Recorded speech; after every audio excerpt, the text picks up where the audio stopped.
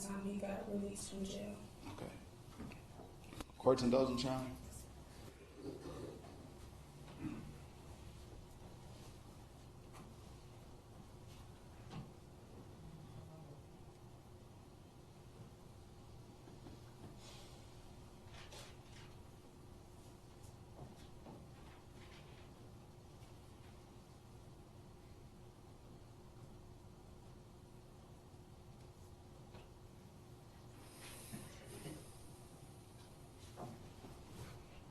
You indicated on direct examination, ma'am, that one of the factors or reasons why you didn't want to come forward is that because you were depending on the Pendergrasses to help you. Is that correct?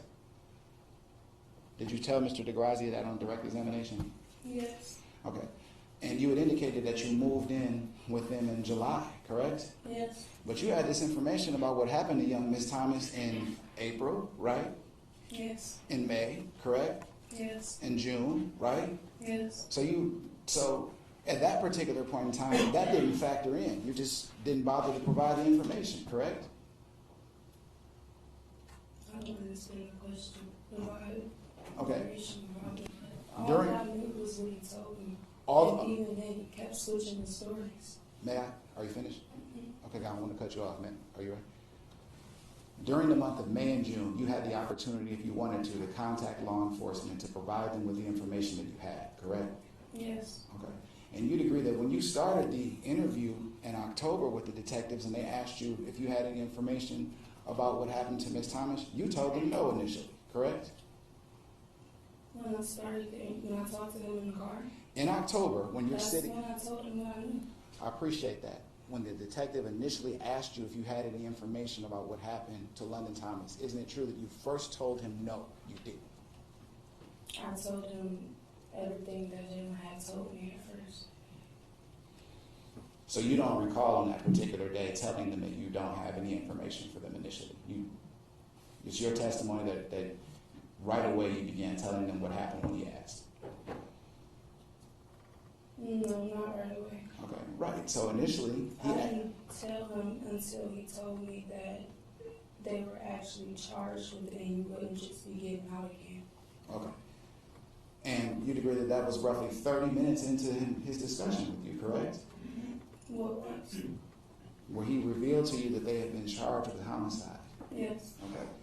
Prior to that time period, he had asked you whether or not you had any information about what happened to London Thomas. Yes or no? Yes. And you said no, right?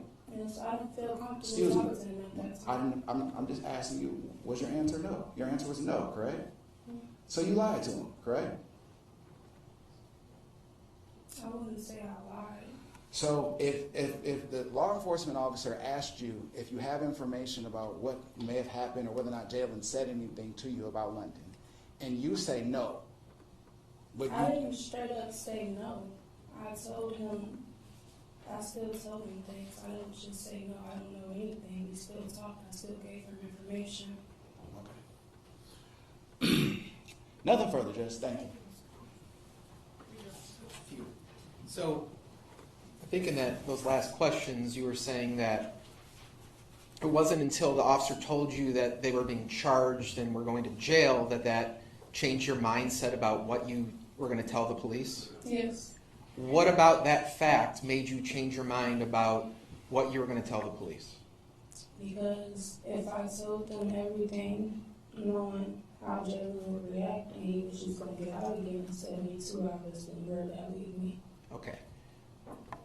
Was there anything about your relationship with Jalen that made you afraid of what Jalen might do? Yes. Okay. Now, you were asked some questions about using drugs, correct? Yes. Would you use these drugs and drink alcohol with Jalen when the two of you were together? Yes.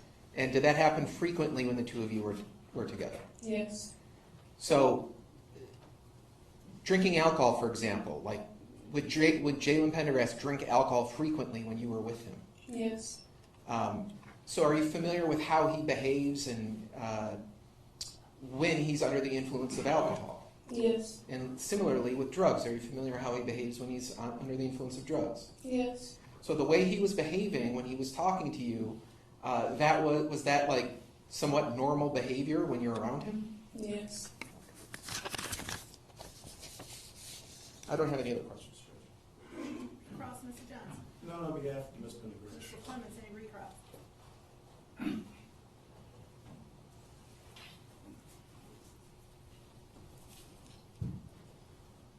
In relationship to the normal behavior that counsel was just asking you about, that normal behavior existed in the month of May and the month of June after you had the conversation with Mr. Pendergrass? Yes. I don't think it's been many times I've been around Jalen sober. Almost every time we were together, we were either drinking or doing drugs. Okay. That was normal. And the walk to Inkster during the particular time, is it your testimony that he was also drunk? You already testified that he was drunk, correct? Yes. He wasn't aggressive with you during that time, right? No. Didn't threaten you during that time, correct? No. And we're talking about in the ambit of time, this would have been in May, correct? Not on that day at that moment, no. But during the walk, if you recognize I'm asking you about the walk because this is when you claim that he made this, he provided you with this information, correct? Right. Right. And we're talking about during the time period in the month of May after he was arrested and released the second time, correct? Yes. Thank you. Nothing further. All right, Ms. Wilkerson, you can step down. Thank you so much. Next one. You will call Jermaine Lynch.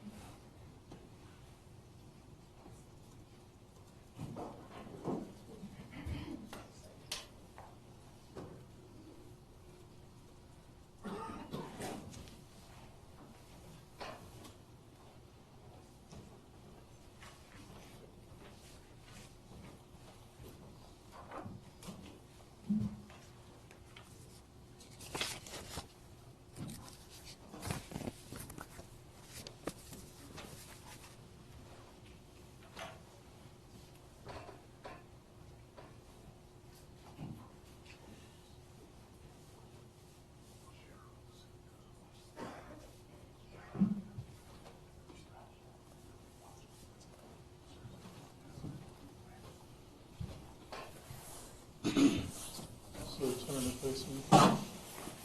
Relax. Raise your right hand. Do you solemnly swear or affirm that the testimony you're about to give will be the truth? Yes. That's it. Speak clearly and let me into the mic. Speak up. All right, sir, could you please state your name? Jalen Lynch. All right. Now, I want to ask you some questions about a person named Charla Pendergrass. Do you know her? Yes, How long have you known her for? over 20 years. And do you see her in court today? Yes, Can you point to her and describe what she's wearing? a green jumpsuit. All right. Now, there are people here wearing green suits. Is she the person closest to me or farthest away from me? She's closest to me. For the record, the witness is identified. Ms. Pendergrass? Regular service. You said you've known her for 20 years? Yes, Just describe what your relationship with, were you just acquaintances? Were you friends? What was your relationship with her? acquaintances, friends, relationship, kind of. Okay. The two of you, at any point in the time that you've known her, had you ever seen her romantically? Yes, All right. Now, if we go to April of last year, were the two of you together in a romantic relationship? friendship, Just a friendship? yes, Okay. So on April 5th of last year, did you get any phone communications from Charla? yes, All right. And how did you get those communications? Was it on your phone? yes. All right. And did Charla ask you to do something? She asked me to come over to her grandparents' house. And is that house located in Inkster? Yes, All right. So when she called you and she asked you to come to Inkster, did you go? yes. And can you just describe what you saw when you got there? Police cars out there, and a group of people standing on the other side of the street. Okay. Now, Did you get out of your car? No. So you just stayed in the car? Yes. Did Charla ever come over to you, or did you ever talk with Charla when you came over there on the 5th? Later while I was over there, she was inside with the police and her grandparents. Okay. So later on, after you first arrived, that the two of you talked? Yes, later on, yes. Okay. Did she ever tell you, like, what was going on, why the police were there? Did she ever say anything about that? She said that Jalen's girlfriend was over there and they got into it and she left. And they were thinking that she was still at the house. All right. So you said Jalen's girlfriend was over there and they got into it.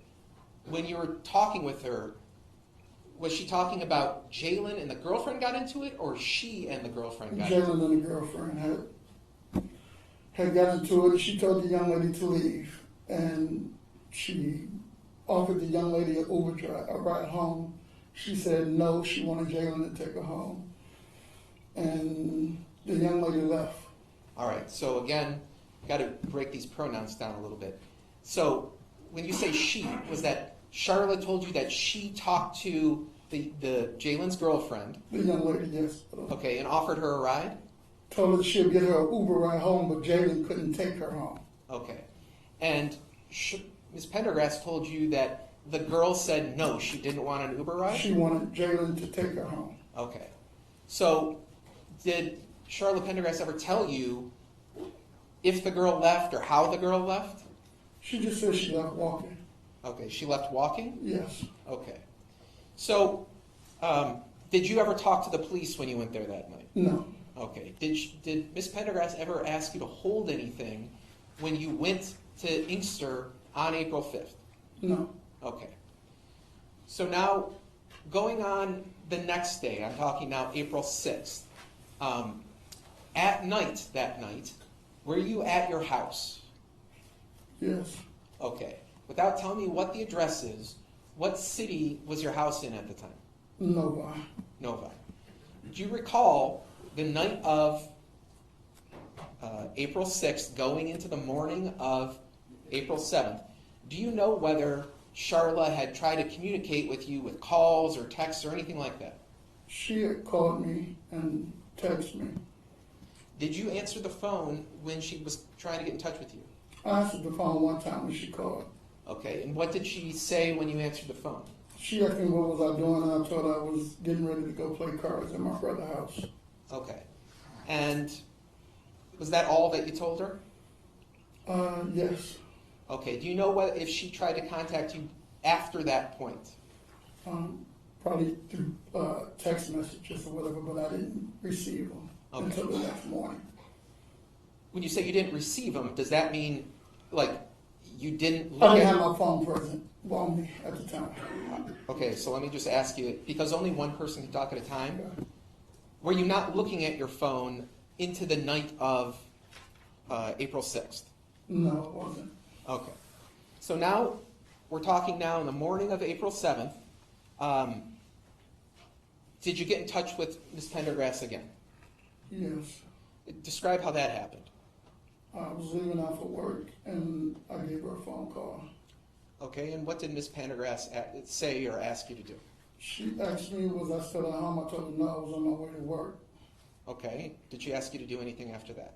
She said she wanted me to call her before I left for work, and I didn't. And then I went to work. All right. When you got to work, did you have more communications with Ms. Pendergrass? Yes. And what did she say in those conversations? She was just talking like she wanted to leave something in my garage, or whether she wanted to pull into my garage and take something out of the car and leave it in my garage. Now, this talk about the garage, was this over the phone or in person that you mentioned this? Over the phone when we were talking. Okay. In this conversation where you're talking over the phone, did she ever say anything about that she had gone to your house the night before? Yes, she said she was outside of my home, my residence. Okay. Now, She told you that she had gone to your house and was outside your house? She mentioned she was outside my house and she wanted me to call her before I left for work. Okay. Did she ever ring the doorbell or knock on the door while you were in the house? No, And did you have any idea that, had there been any plan that she was going to have come over to your house on the 6th? no. So, after this phone conversation, do you decide to leave work? I decided to meet her while I was at work, to meet up with her, yes. Okay. So, did you meet up with her, like, at your work, or did you leave your work to go meet I up? left my job and I met up with her. All right. Where did you decide to meet up with her at? We met at Myers parking lot on Jefferson. Did she ask you to meet with her, or how did it come about that you agreed to meet with her? She wanted to talk. Okay. So I agreed to meet. I said, well, we can meet at the Jefferson, on the Myers on Jefferson. Because the warehouse where I'm working at, it probably would have been a little difficult for her to find it, so I told her we'll meet there. Now, in these conversations that you've been having with her now on April 7th, how did she seem to you, like, emotionally? Did she seem normal, unusual? How did she seem? Normal. Okay. And did you meet with her in a Myers parking lot? Yes. All right. And did the two of you talk to each other outside, in somebody's car? How did you talk to each other? She got into my vehicle. And what did you talk about when she got into your car? She was talking about the people posting stuff online, that they was protesting outside the grandparents' house, and they were saying things on social media. Okay. Did she ever talk about having you hold something for her? She was saying she had something that she wanted to leave at my home, in my garage. Okay. Was there ever any discussion about, taking the item from her? Yeah, I told her, well, you can just give it to me now, and I'll take it, and she told me no, that she wanted to do it in a private area, basically. Okay. So you offered to take whatever she wanted to hold for you right there in the Myers parking lot, and she said no? Yes. Okay. Did you ever ask her, what is the thing that she's trying to give you? No. Why didn't you ask her that? I don't know, I just didn't. Okay. So after you're in the Myers parking lot, do you decide to go somewhere else? Yes. Where did you go? To a car wash. And in what city or address, if you know, was the car wash located in? In Detroit. Okay. Now this car wash, can you describe, like when you're entering the car wash, can you kind of describe what the structure is of the car wash? It's like a big garage. You drive to the side, you go around the back, and you pull in. 1 or 2 cars at a time, and they clean your car in and out. So when you pull into the car wash itself, is this the type of car wash where, you sit in the car as it's going through the wash, or do you get out of the car and wait for the car to be cleaned? You get out and wait for it to be clean. All right. And the inside of the car wash, is that like enclosed so that if you're standing outside of the car wash, you can't see what's going on inside? Yes. Okay. So do you go to the car wash? Yes. And did Charla go with you? Yes. Can you describe what kind of car she was driving that day?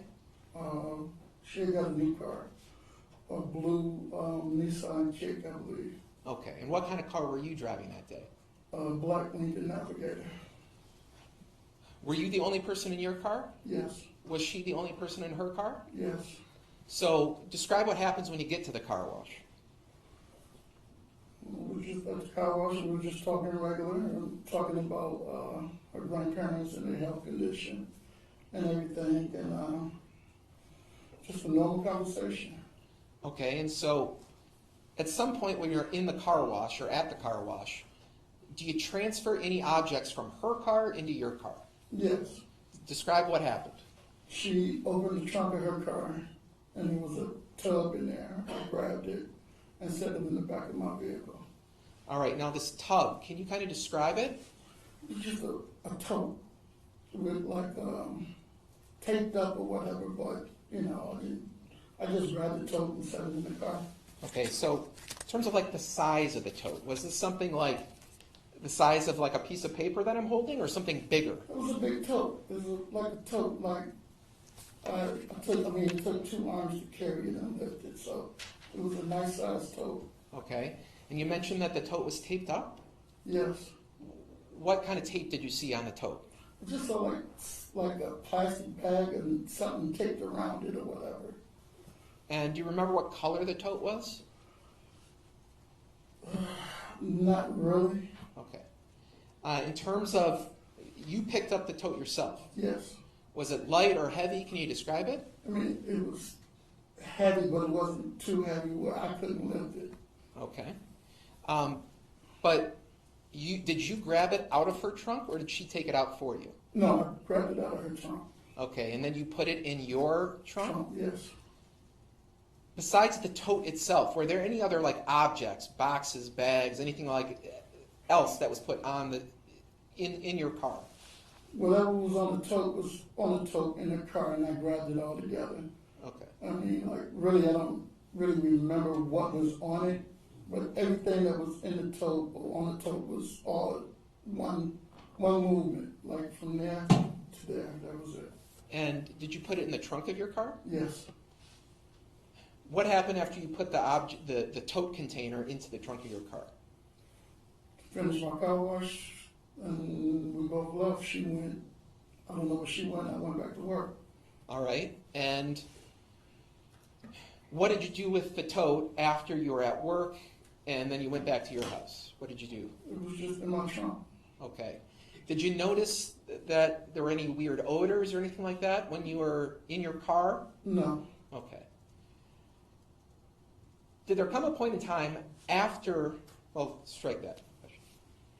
Did she ever say anything to you about what was in the tote? No. Did she ever say anything to you about how long she wanted you to hold it?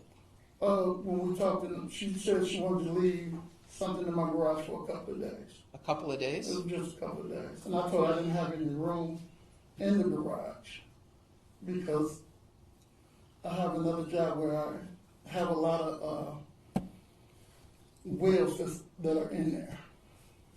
Wheels? Is that what you Wheels, said? yes. Okay. Was there ever a plan about how she was going to come take the tote from you? No. Okay. So you've got the tote in your car. Do you ever open the tote to see what's inside? No. Did there come a point in time where you decided to move the tote from your car?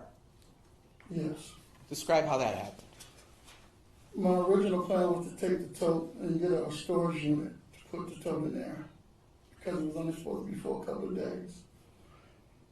So in the process of that, I had purchased a vehicle from my old company that was inside the garage. So I moved the tote from my car to that car. All right. And was somebody there with you to kind of help you on this? My uncle. Your uncle? When you moved the tote, did you move it or did your uncle move it? My uncle moved it. Okay. At the time the tote was moved, had you opened the tote or done anything with it other than put it in your car? No. Did you notice any odd smells or anything like that in your car? No. So, where was the tote moved from? Your car to where? To a Ford Edge vehicle. All right. And was the Ford Edge moved to another location? Yes. Was that on Millard Street in Southfield? Yes. Why did you move the Edge that was holding the tote to a house in Southfield? I had to move the car from the job site because they were going to start charging storage or whatever for it being there. So I moved it to a friend of mine's home into her driveway. So were you present when the Ford Edge, which was holding the tote, was moved into the driveway of that house? Yes, I drove the Edge. Okay. And did you park the car there? Yes. Did you leave the car? Yes. When you left the car, did you ever open the tote? Never. Did you ever see anyone open the tote? No.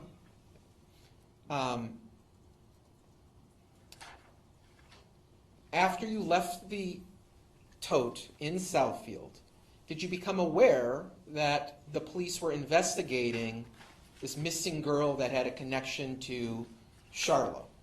Yes. How did you become aware of it? It was on television, and then my cousin had called me about it.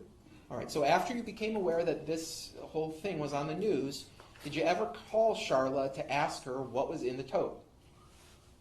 Charlotte and I spoke a couple of days, and then she didn't have a phone anymore, so we wasn't able to communicate with each other for several weeks. Okay. Did you ever call the police to let them know that Charla had asked for you to hold that tote? No, Why didn't you do that? because I didn't think that she did anything wrong, and I wasn't assuming that she committed a crime or anything. Okay. So, on or about April 24th, did you find a way to communicate with Charla, and did you meet with her? Yes. Okay, how did you get back in touch with Charla? I went to her grandparents' house and sat out there and waited for her to arrive. All right. And did you have contact with her? Well, prior to that, the first day I went, I left. But yes, on that Thursday, I sat there about 2.5 hours. And then she came, and her and I drove off, and we had communication. So what made you sit out there and wait for her for like 2 hours? Because I hadn't heard from her. And it was supposed to be a couple of days, and then all this stuff was like in the news and all this stuff. So now it was like, what's going on? Okay. Like, what's going on with this? And did you go to a restaurant with Charla? Yes, Was it just the two of you? yes, And when you went to did you go inside the restaurant? yes. Did you try asking her questions about what was going on and about the tote, that sort of thing? We always talked yes about what was going on, what was happening or whatever, and she was explaining to me some things that transpired. So while you're inside the restaurant, did she ever ask or tell you to write things down on paper rather than speak them out loud? Yes. Okay, describe how that happened. She was like she was writing stuff down, and then she turned it over to me to read and then to respond. Did you ever try and talk to her verbally, and did she ever say anything to you about that? We talked verbally about certain things, about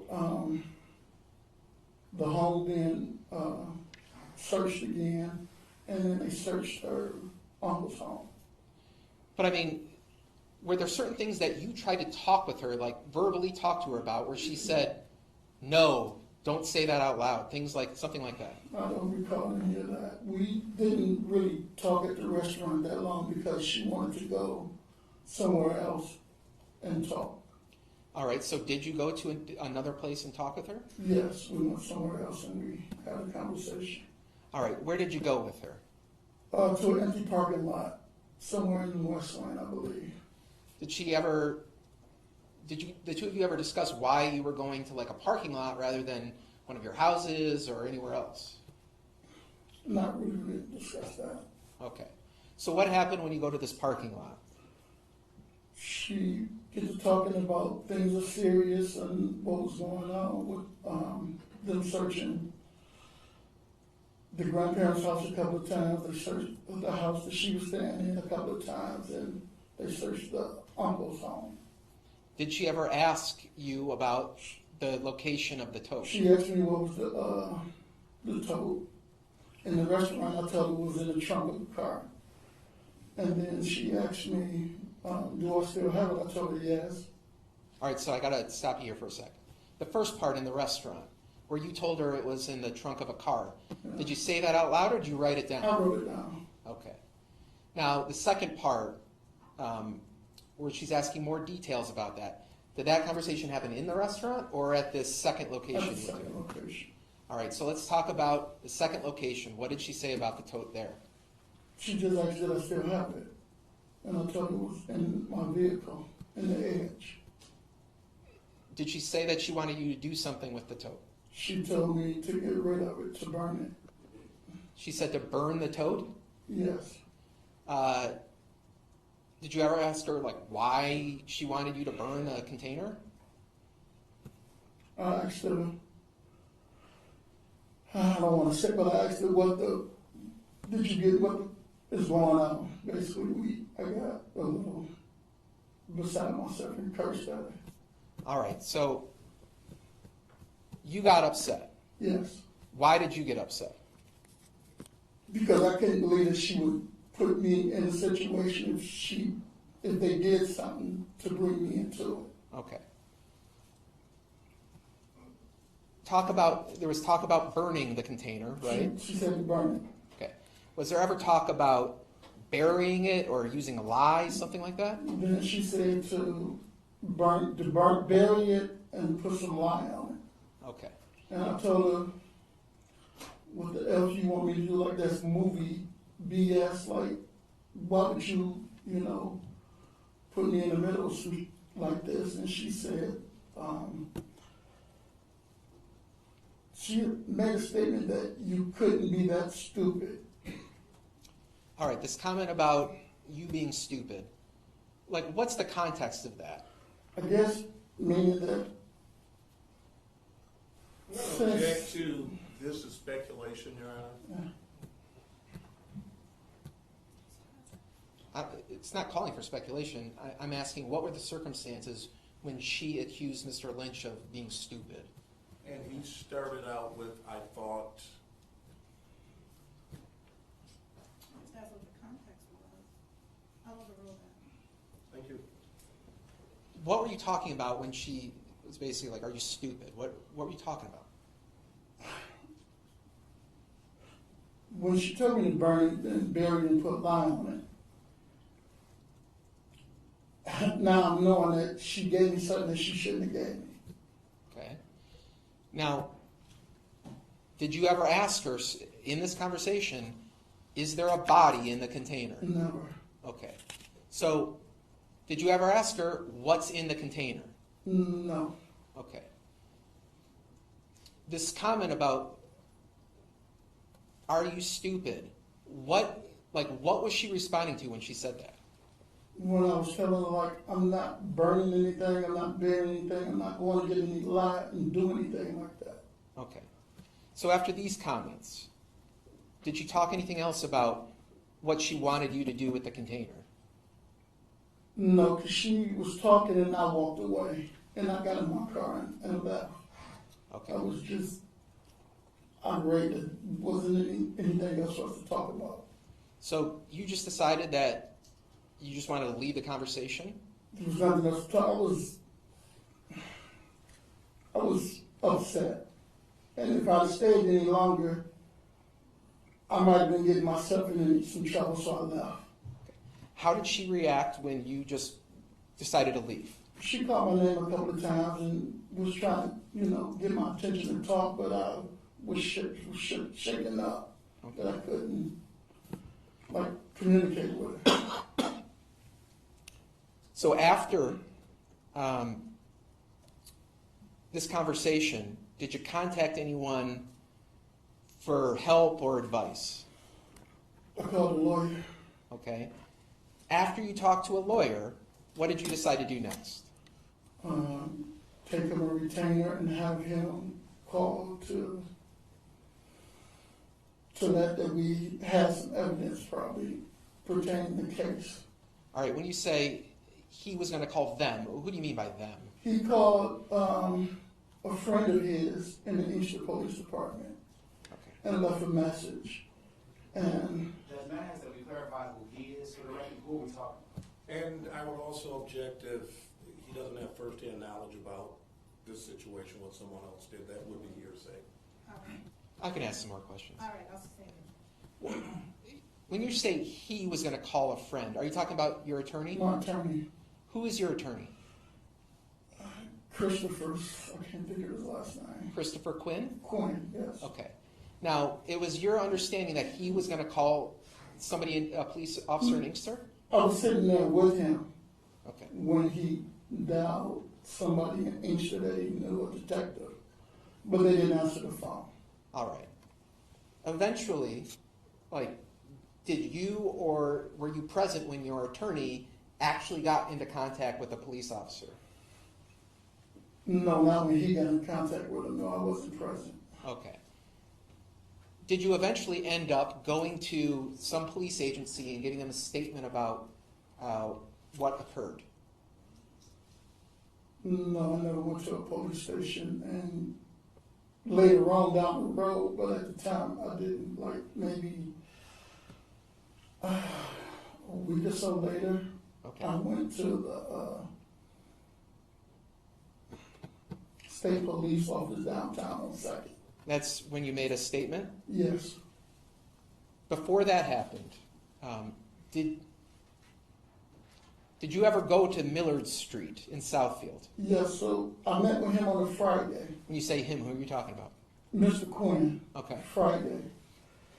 Friday evening, he gave me a phone call and said that the FBI wanted to meet on Miller Street in Southfield, where the edge was at. So did you go to that location? I think we met around sometime in the evening between, I think, 5, maybe 6 o'clock, something like that. And when you got there, was the edge in the same place where you had left it? Yes, Okay.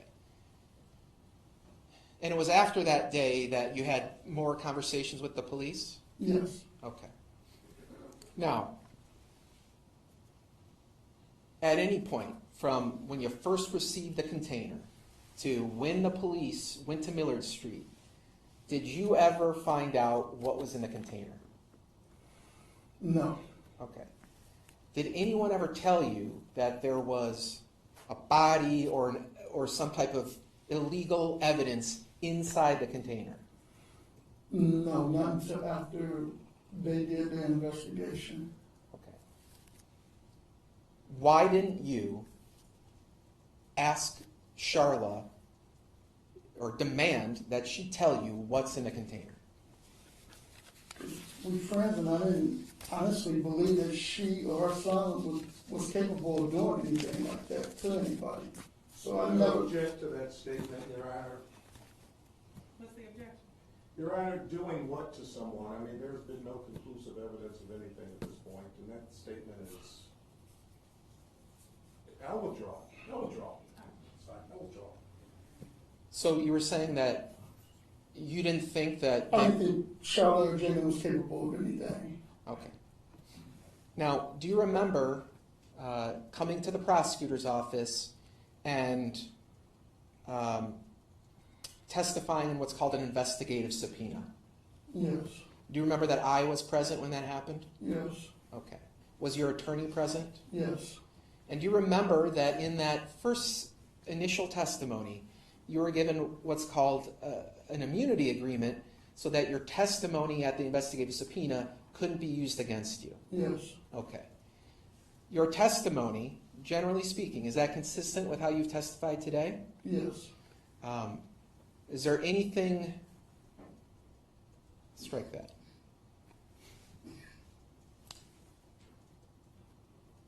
In your phone, did you have contacts listed or saved for Charla Pendergrass? Yes, Did you also have a contact and phone number saved for her son, Jalen Pendergrass? yes, but I'm not sure if his name was on it or not, but he was in my phone. Okay, and her son, person I referred to as Jalen Pendergrass, do you see him in court today? Yes, Or what's he wearing? a green jumpsuit, Is he farthest away or closest to me? further. Okay. For the record, the witnesses identified the defendant. Regular silver front? What was your relationship like with Charla, with Jalen Pendergrass, like over the years? So, regular relationship, like, you know, I had a relationship with his mother, so we interacted a lot. I mean, whenever I was around with them. Were you and Jalen like separate friends where you would go out, just the two of you, and like socialize, things like that? No, Okay. Well, all this was going on after April 5th and when you obtained the container. Did you ever call Jalen to find out what was going on? no, Okay.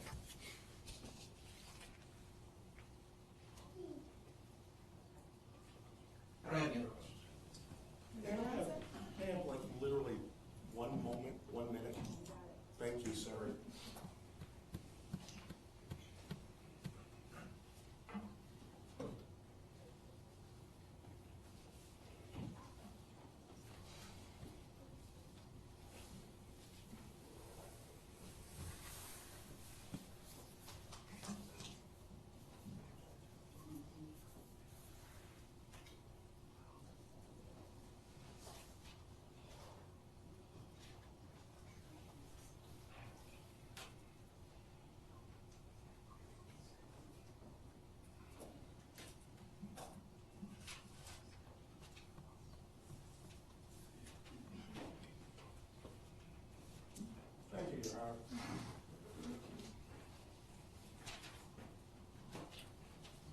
proceed? Yes.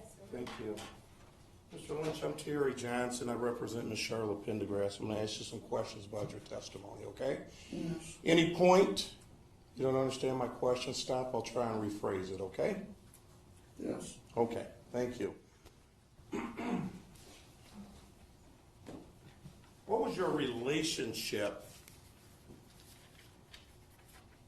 with Ms. Pendergrass on or about April 5th? Friends. Just friends? We on and off relationship. We friends though. We're on and off. What does on and off mean? Sometimes we're in an intimate relationship, sometimes we're not. We're friends. Regardless of what, she's still a friend of mine. Okay. So, right now, on April 5th, 2025, it's your testimony, you were not in an intimate relationship with Ms. Pendergrass, correct? On and off, yes. Isn't it true that you were trying to get back with Ms. Pendergrass prior to April 5th? It's true I was being a man April 5th. Okay, well, we'll talk about what that means shortly. You sent her door dashes, correct? Yes. Okay. Matter of fact, isn't it fair to say that just on Zelle alone, over the past couple years, you sent Ms. Pendergrass over $14,000. You'd agree with that, won't you? Probably even gave her more than that, yes. Yeah. So Yes. you had a relationship with her, and you bought Ms. Pendergrass things, right? Absolutely. Matter of fact, I think I saw one text message. You gave her your credit card Yes. to use things, right? You gave her clothes, Yes. shoes, Yes. social disease. I don't know about that. Okay. Isn't it true that you, Ms. Pendergrass, basically kind of wanted to back away from social disease? Objection, Rollins. Goes to his motive, Your Honor. Well, first of all, it calls for speculation about why his client would not want to see him anymore. Well, he would have firsthand knowledge of what's going on, and I could provide the text messages if we really want to get deep into it, and I'm not talking about what specific it was, and I believe. A little latitude, go ahead. Thank you. Overruled. She didn't want to be intimate with you because of that, correct? Just yes or no? No, that's not true. Okay. But you were still trying to be intimate with her over the past month or so, correct? Yes. Okay. Now, April 5th, you went out here to Inkster on Carlisle Street. What was the purpose of you coming out? She called me. Okay. And it's your testimony you didn't get out of the car? At all. Why? I mean, No, I want to make sure I understand. The police was there. There was no need for me to get out of my vehicle. She wasn't in any danger. The people that she was referring to were across the street. They wasn't in front of her or Jalen, so therefore she didn't need me to get out to defend anyone. Okay, so you thought you were going there to defend her. Well, I was going to help her if it was a problem, yes. Okay, did you talk to her No, before she you just went said there? She needed me to come over there. Okay, and your friend, you just so I'm clear, how was your friend acting? No, Okay. You didn't want to get out and give your friend a hug? no, Kiss on the cheek? no, Some form of affection? no. So, and April 5th was the day London went missing, right? Objection calls for speculation. How was that speculative? Because I don't know that. Hold on, Mr. Lynch, hold on. I believe, let me rephrase. April 5th was the last day London was seen, correct? I don't know that. All I know is my friend called me. And when you got out there, what did you find out? The police was out there looking for the young lady. Okay. So you found that out on April 5th, correct? Yes. Okay. You left on April 5th, correct? Yes. Where did you go? Home. Did you call Ms. Pendergrass back to see how she's doing? Your friend? Probably not. You testified when Mr. Grazi asked you before, did you talk to her on the 6th? One time. Is that correct? That I can recall. That you can recall.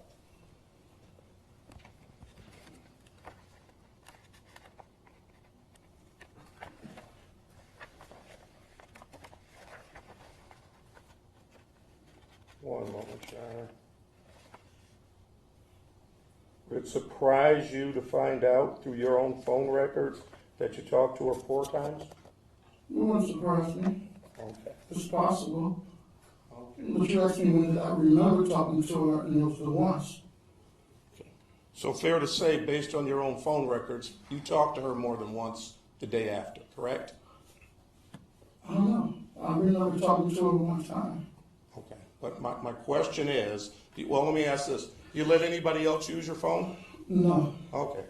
So if there are phone records that show you talked to her more than once, you wouldn't dispute that, correct? The phone record showed that the phone call was made. That mean that we talked to each other. Okay. It could have been a voicemail that was left. I don't know that. So, did she leave a voicemail for 3 minutes or 12 minutes or 10 minutes on that day? I don't know. I don't check the voicemail. Okay.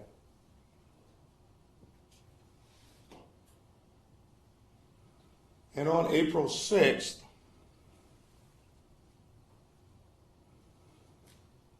what were you doing that day? I was at home. All day? For the most part, I don't remember exactly what I was doing. Did you go play cards with a friend that day? No, I didn't. Okay. So, did you have any guests on April 6th at your house? Who was the guest? A friend. Does your friend have a name? Male, female? Female friend. What's her name? I'm not sure which friend it was.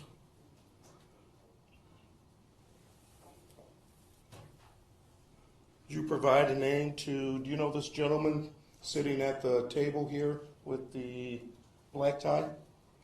What do you mean by knowing? Do you know who he is? Yes. Okay.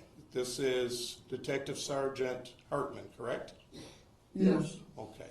Did you ever give Detective Sergeant Hartman of the Michigan State Police, did you ever give him a name of the person that you were with on the 6th? No. So all we have is your word on this, right? Yes. Who was there, correct? Correct. Okay.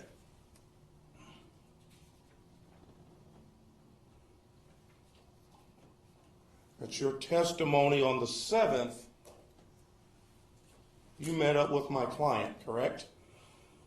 Correct. The 7th of April, so the record is clear.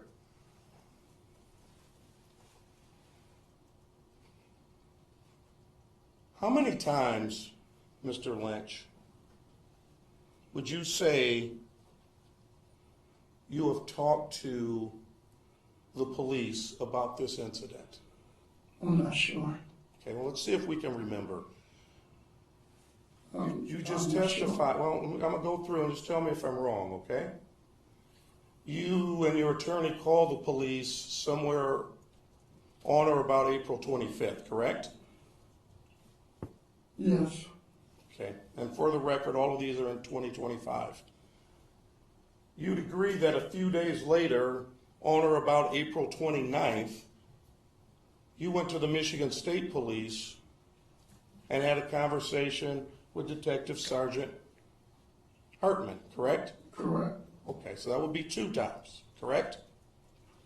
You'd agree with me that you were called back a 3rd time. I don't think that'd be 2 times, but the first time I didn't talk to anyone. Okay, that's fine. We'll go with that. Your attorney did the talking for you the first time. He didn't talk to anyone. He made a phone call to someone. So let me make sure I understand, just so I'm clear. your attorney made a phone call, but you were asked to come out to the house on, is it Milford? Millard, thank you. The house on Millard Street? Yes, Did you go there? yes, Did you talk to anyone in law enforcement while you were there? Yes or no? yes, Okay, so you talked to the police on that day, correct? yes, You talked to the police on the 29th, correct? yes, Okay. That will be 2 times thus far, correct? yes, Okay. I want to go back to the 7th. You met my client at a Meyer parking lot, correct? yes, Did you tell Sergeant Hartman on the 29th, when you sat down with him, that it was your idea to go to this car wash? I'm not sure, but I told him yes, that I told him I was going to get my car Go washed. to the car wash. Yes, Okay. So wasn't my client's attempt to conceal something or not do something in public, correct? She didn't say that. You said, just so I'm clear, it was your idea to go to this car wash, correct? so to be being clear, she didn't want to give me the object in the open. She wanted to give it to me somewhere secluded. Okay. So if you're going to be clear about all of it. Well, I'm very clear because you remember on the 29th, and we could play the video back. You remember on the 29th, you were asked this question. Was there any conversation about the tote or a package or anything? And you said, no. It happened at the car wash. Do you remember making that statement? I don't remember the statement, but I Okay. could have said it. I'm not sure. Okay. Okay.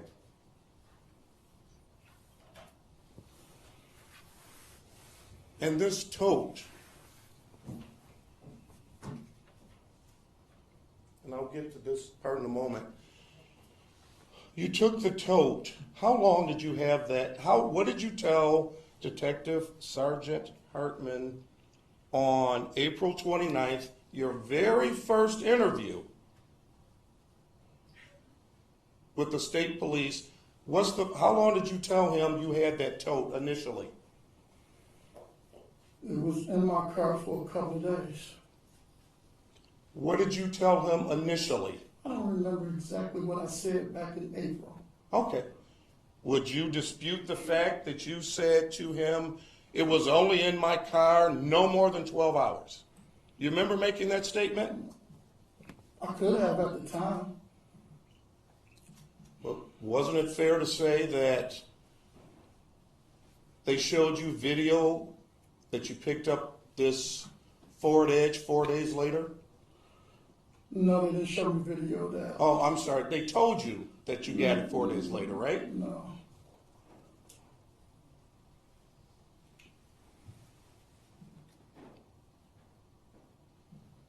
Let's talk about this Ford Edge. You said you had to pick it up from your job, your former job, correct? Correct. How long had that Ford Edge been sitting at that former job? For over a year. Over a year. Over a year. Closer to 18 months? Could be 2 years. I'm not sure, but it's been sitting there. Just so I'm clear, all of a sudden, it's an urgency to go get this Ford Edge. So I received a phone call from the HR person of the company stating that I need to move the edge. And it just so happened to coincide with what was going on. So I was able to move it. Okay. And that text message, I believe it was, is that correct? Would you The agree? phone call and the text message. And a text message, okay.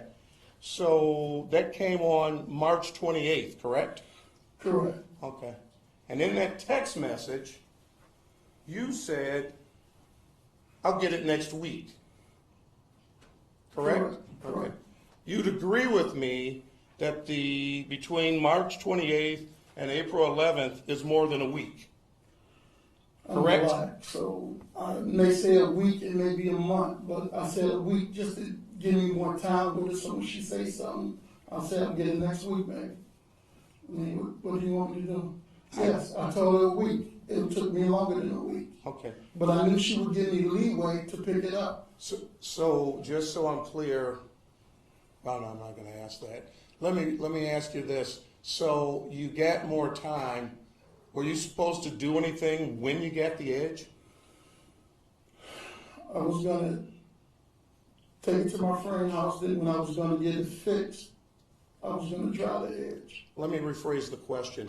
Did you receive any instructions from your previous job of what you were supposed to do before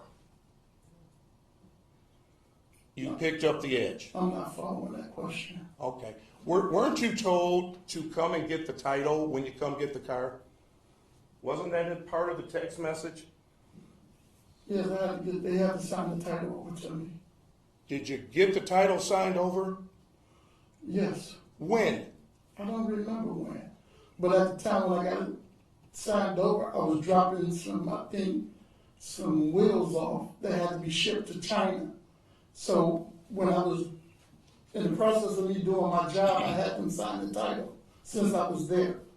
So just so I'm clear, so you had the title signed over on or about April 11th? I'm not sure when it was done. Was this before or after you transferred the tote? I'm not sure when the title was signed. Okay. Would it surprise you if you look and do a search on lien that it's not even titled to you? Would that surprise you? Because I haven't registered the car.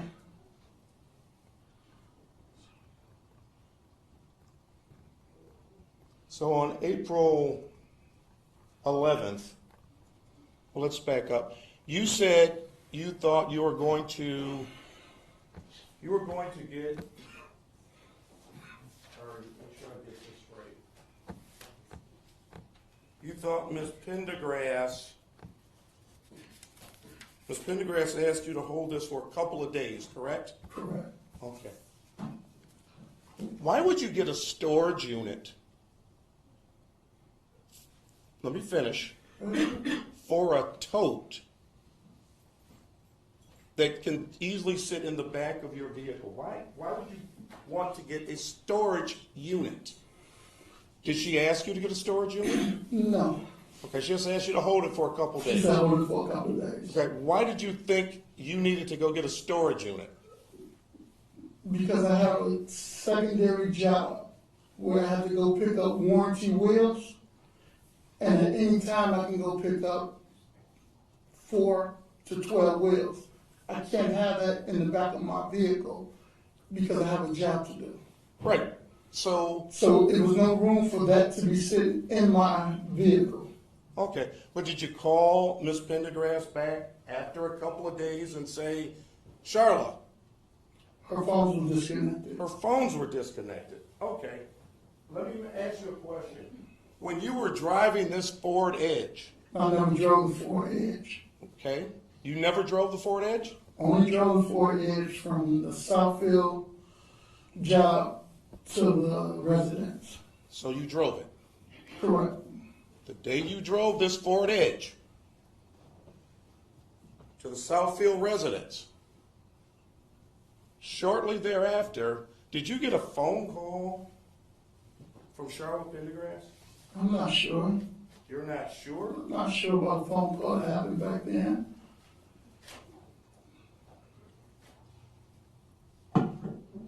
So if your phone records indicate you were on the phone with Miss Pendergrass Then I was on the phone with her.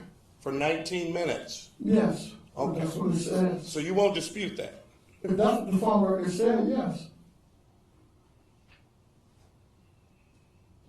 Did you say to her at that point, Charlotte, I got this tote.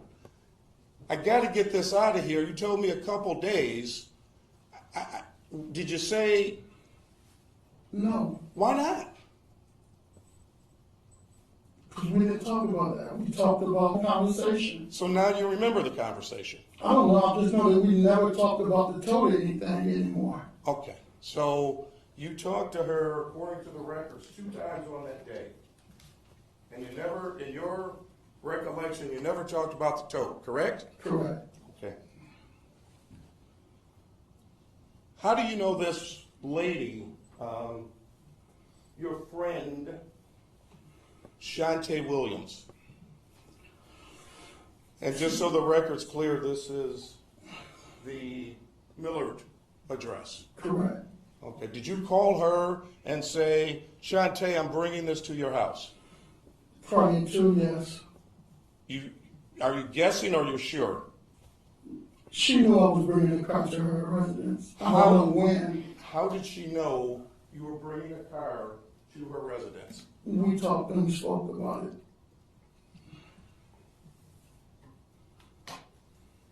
And when you dropped this off, you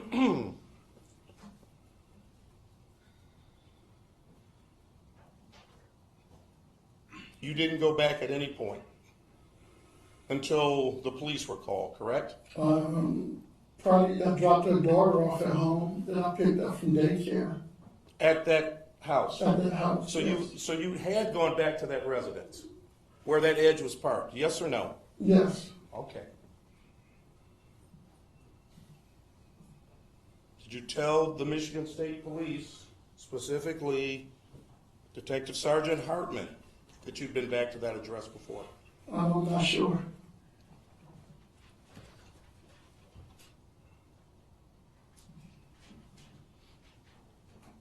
So, approximately 13 days later, 2 weeks, actually let's say 12 days later, you still hadn't called Charla, correct? I haven't spoke to her now.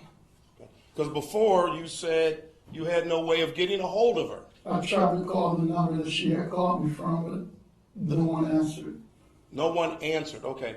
You identified Jalen Pendergrass, correct? Yes. And you said you had his phone number, correct? Yes. Did you call Jalen and say, hey, I'm trying to get a hold of your mother? No. I never called Jalen when I was looking for his mother. So I wouldn't do it now.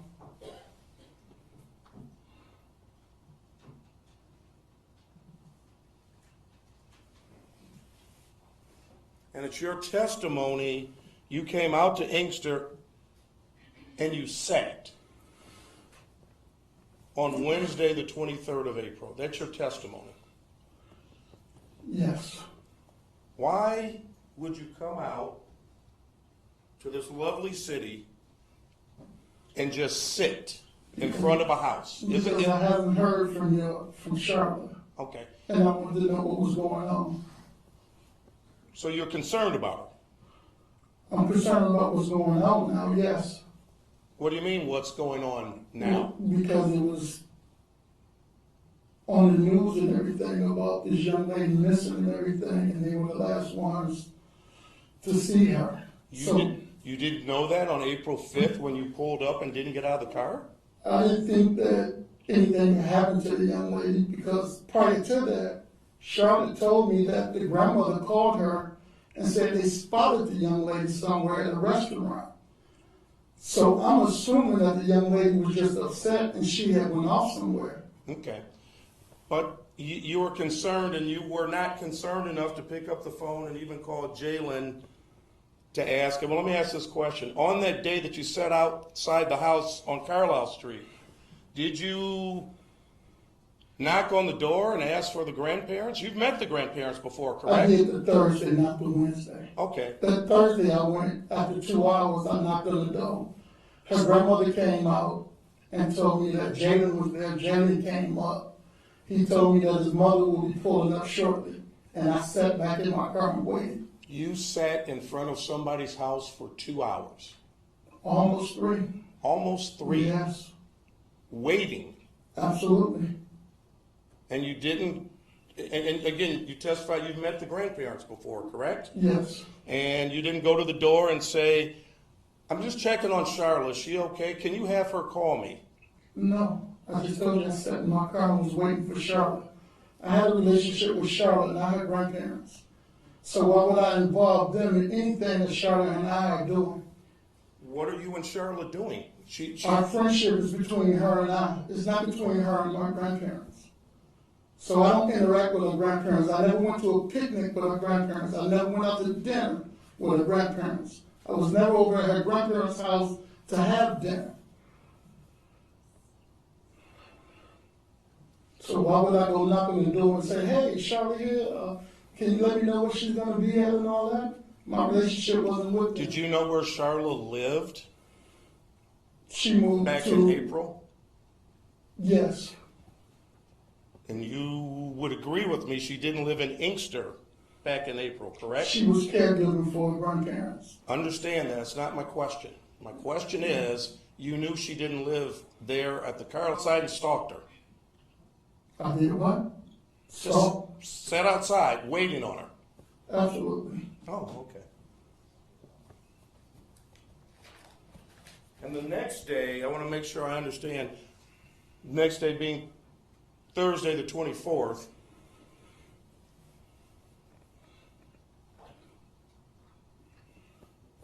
this day you decided to get out the house, out the vehicle, correct? So the Wednesday, I only stayed about 30 minutes and I left. That Thursday, I sat there for over 2 hours waiting. So, just to help you along. Oh, So it's I not get that I did it Wednesday and Thursday. I sat there for 2 hours each. No. Wednesday, I pulled up about 30 minutes or so and I left to go pick Shantae's daughter up from daycare. So I couldn't stay. So that Thursday, I didn't have anything to do. That's the day that I stayed there and waited for Charlotte to arrive. On that Thursday, when Charla pulled up, this wasn't planned, correct? It was planned for me. It wasn't planned for her. All right, so your plan was to sit outside our house And until... wait till I saw her to speak with her. Okay. And you saw her. Absolutely. Did you get out of the car and talk to her? When we went to the restaurant. It's not my question. When you No. first saw her on Carlisle, after waiting there, as you said, could have been 3 hours, did you get out of the car and talk to her? No, she pulled up. She waved at me while she was in the car to follow her, so there was no need for me to get out the car. She waved at you to And follow said, her. follow me. She did this. One moment, Your Honor.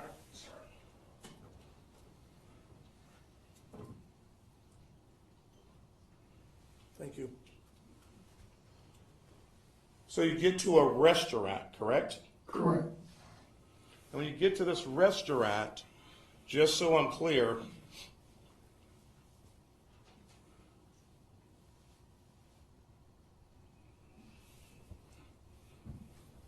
she starts writing things down. We had a casual little conversation, and then, yes, she started writing things down. Okay. Where'd she get the pen and paper from? Her purse. Okay. And what happened to the pieces of paper? She kept them with her. She kept them with her. Okay. You're sure of that? I'm sure that she had the pen and paper with her. I'm sure that she wrote, and she had it with her.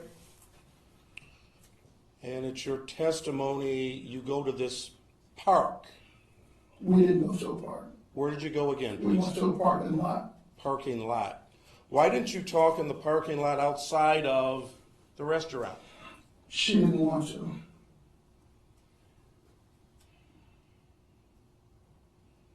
And it's your testimony, this is when you get to this parking lot, she tells you to get rid of this tote.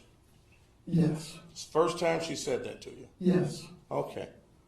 And you remember talking again, I don't mean to continue to point to him, but he's kind of the officer in charge here, Detective Sergeant Hartman. You never told him when you first met him, when you first talked to him on the 29th, you never said anything about Ms. Pendergrass burning a tote, did you? Telling you to burn a tote. Maybe I can think of it, I'm not sure. Okay. But he has it in the statement written down or whatever. Okay, did you ever tell him, She told me to burn it, is what I told him. but you never told him about getting lye? I told him that she said for me to get some lime, bury it, and put lye on it. But you never said on the 29th, bury it and lie, correct? I'm not sure. Well, you'd agree with me. I'm not sure. You have the testimony, you have it, so you know what I said. I was there with my attorney. You don't know what you said? I'm not sure what I said. You want me to be specific about everything I said that day? I'm not sure. I could have said it, I could not. I don't know. You'd agree with me the truth doesn't change, correct? And none of it has. Okay.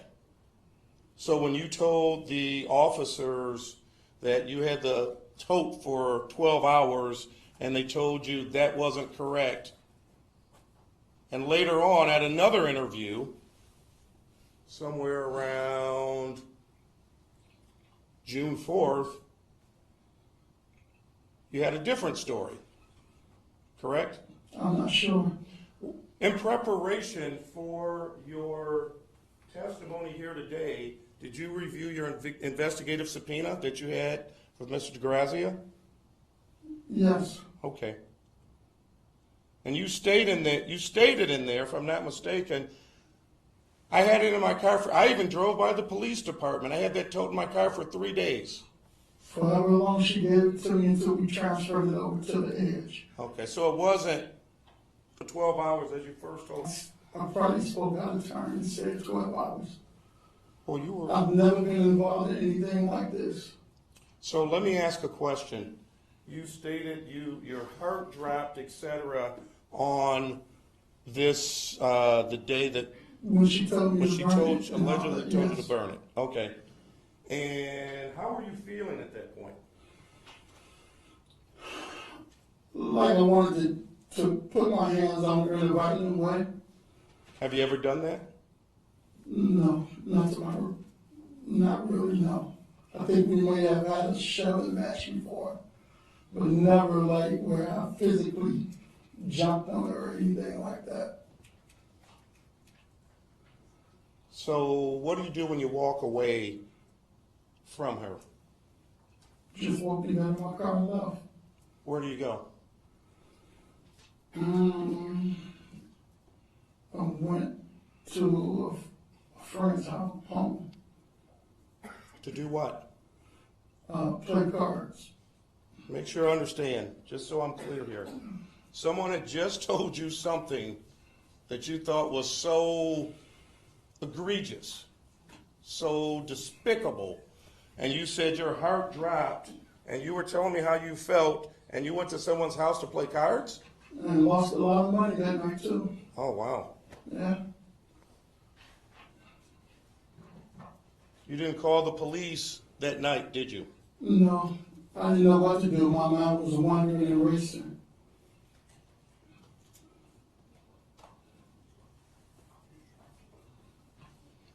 Next day, what day did you go out to the Millard Street address? It was on a Saturday. Remember what time? It was in the evening. I'm sorry? It was a Saturday evening that we went with the FBI. Saturday evening. One moment, Charla.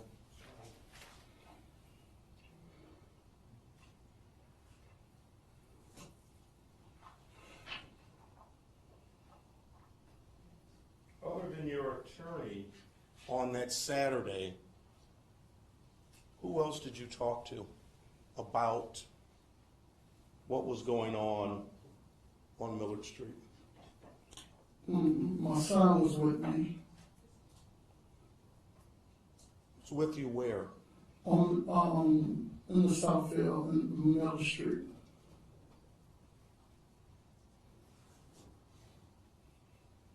Did you talk to, were you in Canada that day?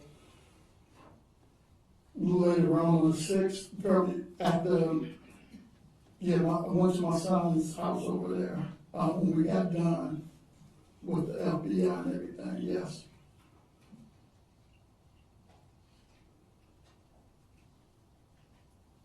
So you finished with the FBI, just so I'm clear, in the morning. It wasn't in the morning, It wasn't in the morning. no. Do you have a good memory, sir? I don't know, I have sleep apnea and I don't use my PPAP, so it comes and goes. Isn't it true that, one moment, Your Honor.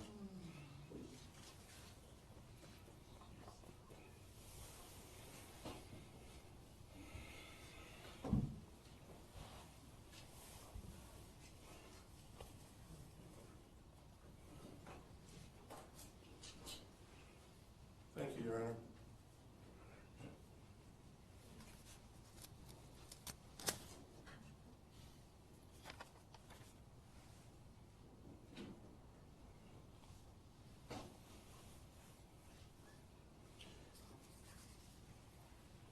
Is there a reason,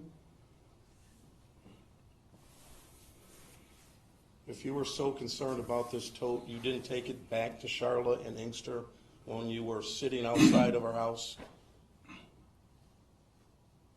I'm not sure what you're saying. Okay.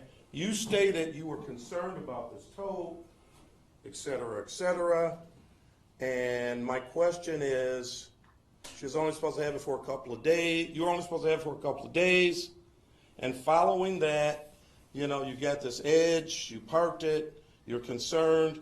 Is there a reason you didn't grab that tote? Because you said you could pick it up by yourself, right? Correct. Okay. Is there a reason you didn't pick that tote up, put it in the back of your vehicle? Were you still in the black Navigator at that time? Yes. Is there a reason you didn't put it in the back of that black Navigator where it was for days and take it back out to Miss Pendergrass? Is there a reason you didn't do that? Just waiting on her to come pick it up. Like I told you before, I had no reason to believe that anything was in that tote that was what was in there. I didn't believe that they would do anything like that. So I was never under the assumption that I was holding on to something that heinous in my possession. Did you ever say, I'm going to bring you this tote back? You know, We never spoke again, I just told you that. We didn't have any more communication until I met up with her that Thursday. And you didn't say to her, when are you coming to get this tote? No. No further questions. Okay. No, Your Thank you, Mr. Lynch. Honor. People call Special Agent Chris C. Sir, please watch your step.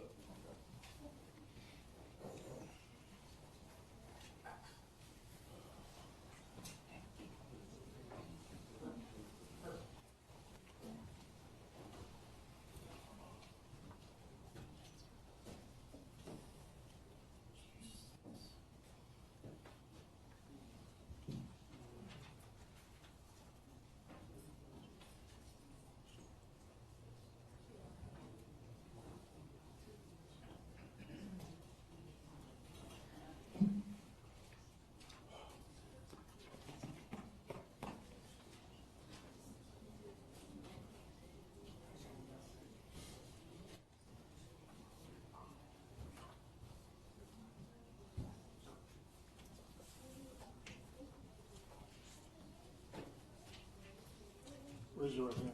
Do you solemnly swear or affirm that the testimony you're about to give will be the truth? I do. After you say.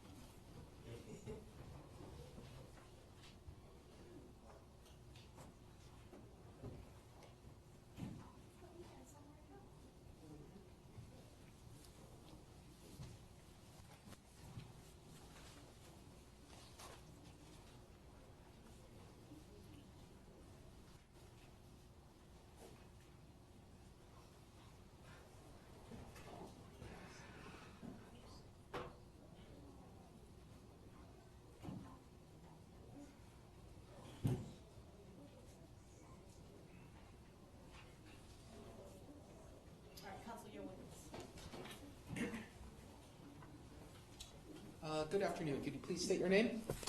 Yes. My name is Special Agent Christopher Siegel. And where do you work? I work for the FBI. And how long have you been an FBI special agent for? Just shy of 18 years. Did you work as a police officer for any other agencies prior to that, or just for the FBI? Through your work in the FBI, become involved in the investigation into the missing person by the name of London Thomas? I did. And how did the FBI become involved in that investigation? We were originally contacted by the Detroit Police Department Missing Persons Unit. They asked for assistance in locating London. And so you were assigned to help in that investigation? I was. Were there other investigators from the FBI who were also involved? There were. And your team or unit with the FBI, were you handling this investigation by yourselves, or were you working with other police agencies like the Detroit Police? Yeah, that's correct. We were supporting the local police agencies. Okay, and you in particular, like what was your responsibility or job responsibilities in the course of that investigation? So I was assigned as the lead investigator on the FBI side for that investigation. Like I said, we were originally contacted by the Detroit Police Department, also Inkster Police Department as well. And so we were assisting with them with locating London and providing resources. Okay. And on February 8th of 2025, were you present during the execution of a search warrant at 27262 Carlisle Street in the city of Inkster? I was. And at that time, on February 8th, had London Thomas been found? She had not, no. Okay.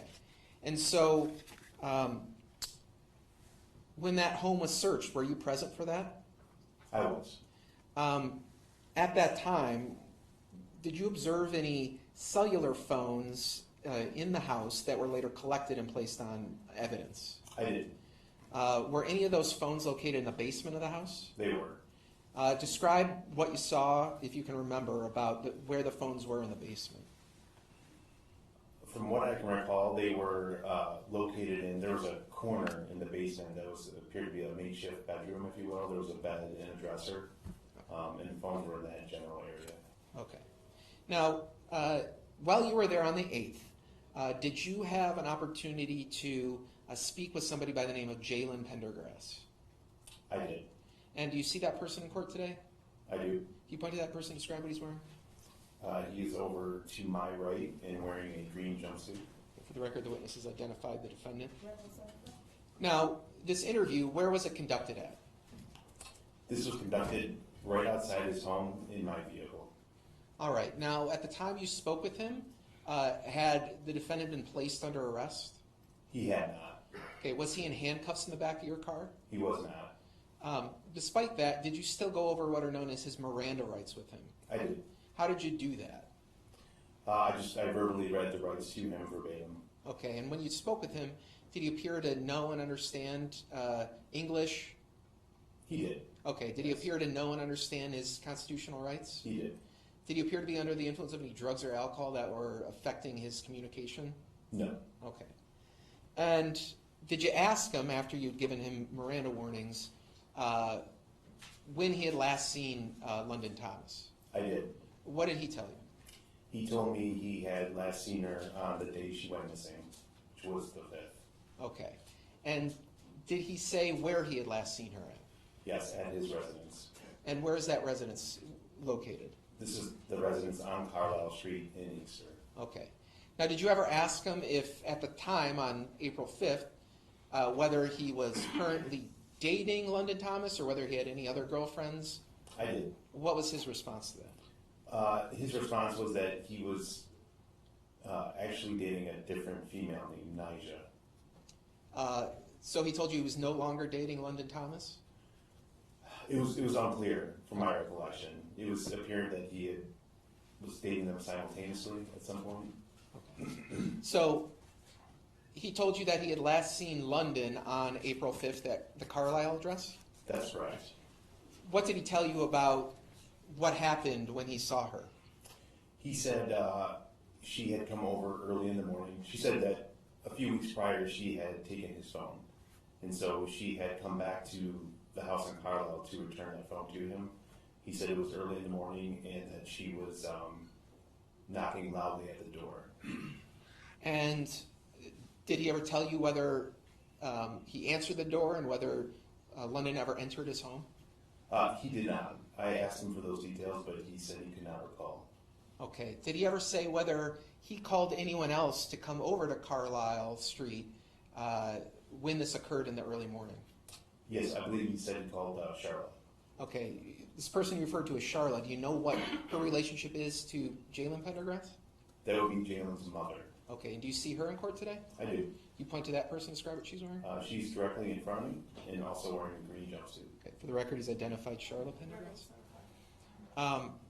So he said that he called Charla that night? Correct. Did he ever tell you whether Charla came over that night? I don't recall.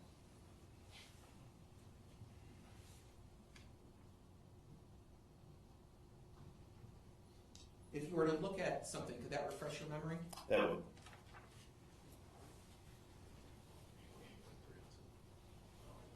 Okay, approach her.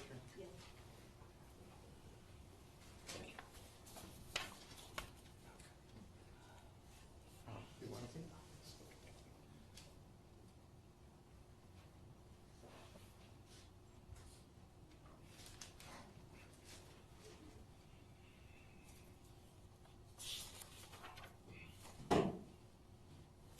Okay, does that refresh your memory about whether Mr. Jalen Pendergrass told you that his mother Charla had come to the house on Carlisle? It does. So what did he tell you about whether his mother had come to the Carlisle address? He said that she did come to the address. Okay, and did he say that did he give you any more details about what occurred when his mother came to the address? He did not. Okay. Did there come a point where he told you that he couldn't remember anything? Yes. Okay, describe how that happened. Like I mentioned earlier, we got up to the point where London had arrived to the house. He had called Charla. Charla came over. I asked him for further details after that, and he stated that he couldn't remember. I believe he said specifically he couldn't remember because it was early in the morning. And you're asking about events that had occurred 3 days prior to your conversation with him? That's correct. Did he ever tell you he had some sort of memory issues or any explanation for why he couldn't remember events 72 hours before? He did not. Okay. So I now want to go to April 10th. Were you at a home located at 49141 Paloma in Van Buren Township? I was. And was there a search warrant executed at the home at that time? There was. And that day, while you're at the Paloma address, did you speak with Charla Pendergrass? I did. Where did that conversation occur? That occurred outside the home, also in my vehicle. All right. Now, had Charla Pendergrass been placed under arrest when you talked to her? She had not. Had she been placed in handcuffs? No. Okay. Regardless of whether she was detained or arrested, did you go over her Miranda rights with her? I did. How did you do that? I read them verbatim, and I also explained to her that she was not under arrest and free to leave. Okay. And did she appear to know and communicate with you in English? She did. Did she appear to be under the influence of any substances that were affecting her ability to communicate? No. And did she appear to you to understand her Miranda rights as you read them to her? She did. Okay. So did you ever ask Ms. Charla Pendergrass when she had last seen London Thomas? I did. What did she tell you about that? She told me that she had last seen London also on April 5th at the residence on Carlisle. All right. And what did she tell you about what happened when she saw London Thomas at Carlisle Street? She said London did leave on her own, on foot. Okay. Did she ever tell you anything about offering to give London Thomas a ride or how she was going to leave the house? Yes, she said she offered to give London a ride, but London refused. Okay. Now, did you ever ask her whether or not she knew where London Thomas was headed or where she was going when she left the house on foot? I did, yes. She said she did not know. Okay. Now, do you recall asking her whether or not London Thomas took her phone with her when she left? Yes, I asked Charla that. Okay, and do you recall what her response was? She was not sure where the phone went, whether it was with London or somewhere else. Okay. So, in the course of this conversation, did you ever ask her whether, after she had seen, after Miss Pendergrass had seen London leave on foot, whether she, I'm talking about Charla now, left the house on Carlisle? Yes, correct. Okay. So what did Charla Pendergrass tell you about leaving the house?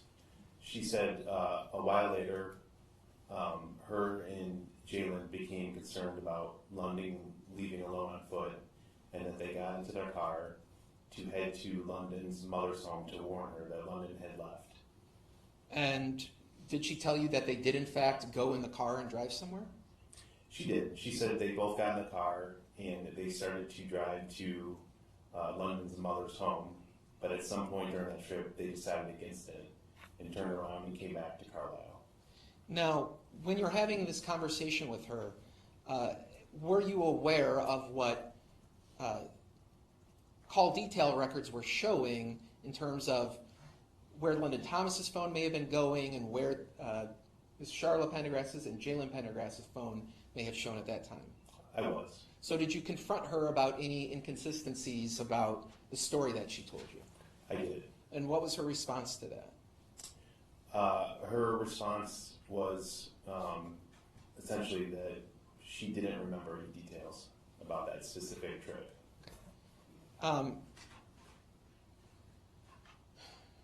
Did you ever ask her how it is that London Thomas's phone could be traveling in sync with her vehicle as it traveled away from Carlisle Street? I did. What was her response to that? Her response initially was that Charla often left her car unlocked. So her theory was London may have left the phone in the car at some point. When confronted, someone was actually in the car for that trip. Okay. But she couldn't recall if London was actually in the car or not. So she couldn't remember whether London was in the car she was occupying with her and her son Jalen? That's correct. Now, on April 26th of 2025, in the early evening hours, did you go to 23645 Millard Street in Southfield? I did. And why did you go to that address?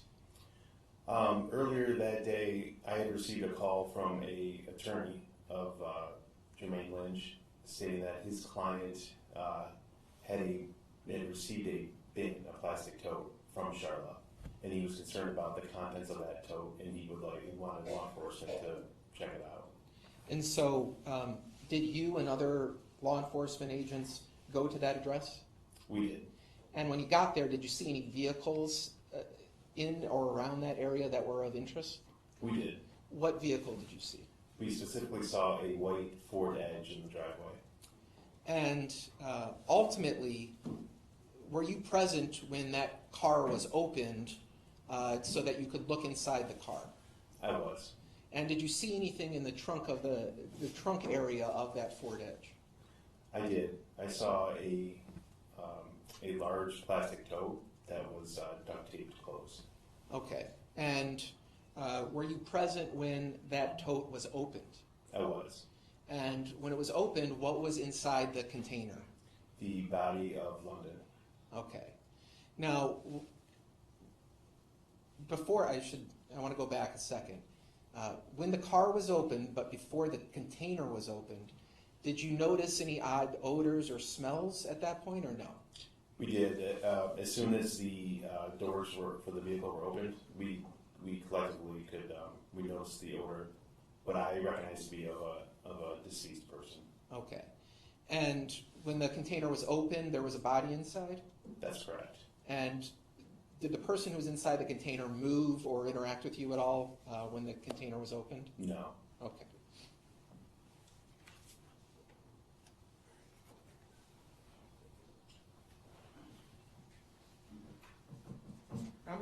May I approach now? Yes. I'm going to show you what's been marked as People's Exhibit Number 2. It contains 4 pictures.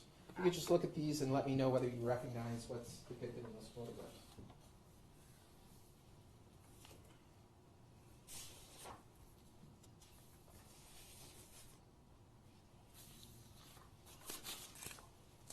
You records of the tote that was inside the trunk? They are. And pages 3 and 4, are those pictures of Miss London Thomas? They are. Okay.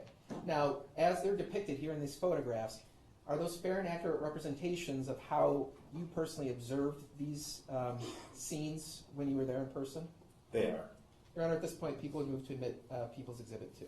Any objections? No objection on behalf of Ms. Charla Pendergrass. Mr. Clemens, any objections? For exam purposes only, Your Honor. Okay. All right. People's 2 is admitted for photographs. All right, so looking at page 2 of People's Exhibit 2, what is depicted in that photograph? This is a picture of the tote with the duct tape wrapped around it. All right, so the condition of the duct tape, that is as you first saw it? That's correct. Okay. And now, looking at Exhibit 4, that is a picture of London Thomas? That is.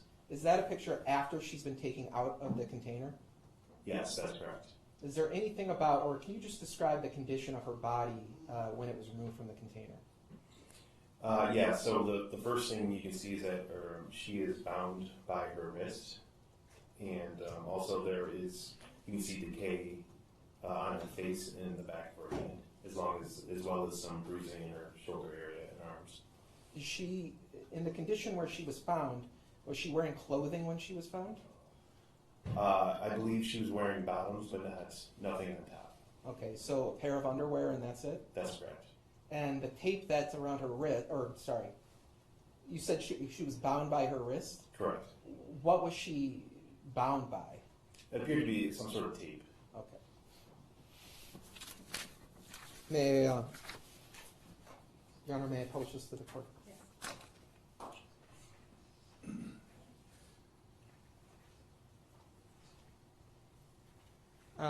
So, while you were there, were there, I guess, evidence technicians or FBI personnel who were taking photographs and swabbing, using swabs to swab the outside of the container that you were able to see? That's correct. We had called the FBI evidence response team. Okay.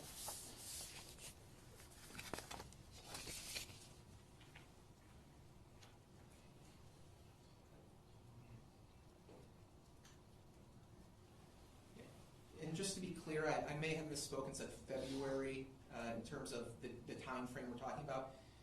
All my questions in terms of these events, the statements from the defendants and the recovery of... Right. I don't have any other questions. Mr. Johnson? You'll be very brief. Good afternoon. Good afternoon. Agent, question for you. What time, when you were, you executed a search warrant on this location in Southfield, correct? Correct. What time was that search warrant executed, approximately? I don't need the exact moment. But I'm going to say probably around 5 in the evening. 5 in the evening? Yeah. Okay.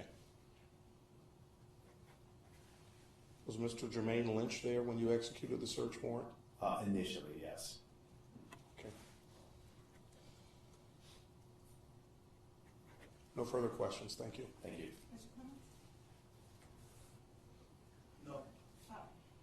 You redirect. No, Thank you so much. Additional witnesses? no, I do have a couple of stipulations to Very good. place on the record. First stipulation is that if Trooper Arthur Williams were to testify, he would testify that he took buccal swabs from both Charla Pendergrass and Jalen Pendergrass. And that was in April 30th of 2025. No objection for exam purposes only, Your Honor. Any objection, Mr. Clemens? Okay. All right, court will receive that stipulation. The next stipulations are that if Kathleen Gill of the Michigan State Police, as well as Sean Killian of the FBI, were to testify, they would testify that they took swabs of the exterior tote handles of of the container that was containing Ms. Thomas's body. Is that correct stipulation? Yes, Your Honor. All right, it's received for example. Your Honor, at this point, I'm moving to admit as People's Exhibit 3, a laboratory report, biological analysis conducted by Sarah Barr from the Michigan State Police Laboratory. Moving to admit that in evidence. Any objection? No objection for exam purposes only. Any objection, Mr. Clemens? Oh, no, thank you. I had it, Judge. All I right, agree. That's very what it good. said. Court will receive the lab report. And with that, Your Honor, I'm not planning on calling any more witnesses. I am seeking, I'll wait to argue, but I am seeking to add some additional charges. First-degree murder, 750-316A. Felony murder, 750-316B. Unlawful imprisonment, 750-349B. And I would move to modify count 2 and 3, which are conspiracy to commit tampering with evidence of more than 10 years. It's 750-483-86B. And with that, Your Honor, I would rest, and if there are no witnesses, I would make my argument. All right, so just so the record is clear, Mr. Johnson, any witnesses that you plan to call on behalf of Ms. Pendergrass? None on behalf of Ms. Pendergrass, thank you, Your Honor. Mr. Clemens, any witnesses you intend to call on behalf of Mrs. Pendergrass? I'll just ask for a stipulation, Your Honor. If I could just have one that just to show our counsel something.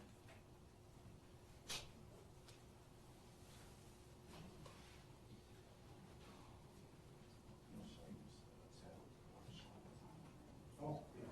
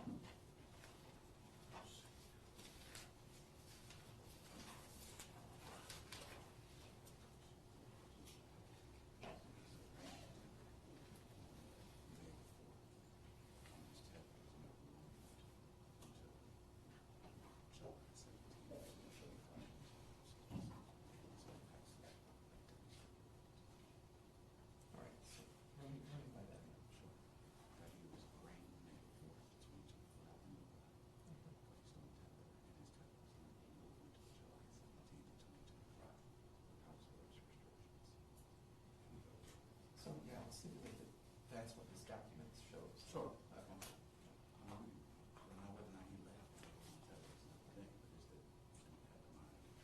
Yeah, I don't know whether it's functioning or not, but yeah, I'll stipulate that that's what that document shows. Judge, on behalf of Mr. Pendergrass, we do have one stipulation. I'll be whether counsel agree to it. I'll make it as plain as I can. Okay. Is that Jalen Pendergrass was arraigned in the Novi District Court on May the 4th, 2025, and placed on GPS tether house arrest restrictions. Those house arrest restrictions were not removed until July 17th, 2025. That's correct stipulation? Your Honor, he showed me a document, and that's an accurate reference to what the document says. Obviously, I don't know whether the document is accurate, but I will stipulate that that is what the document shows, and I have no reason to contest it. All right, we'll receive that stipulation for exam purposes.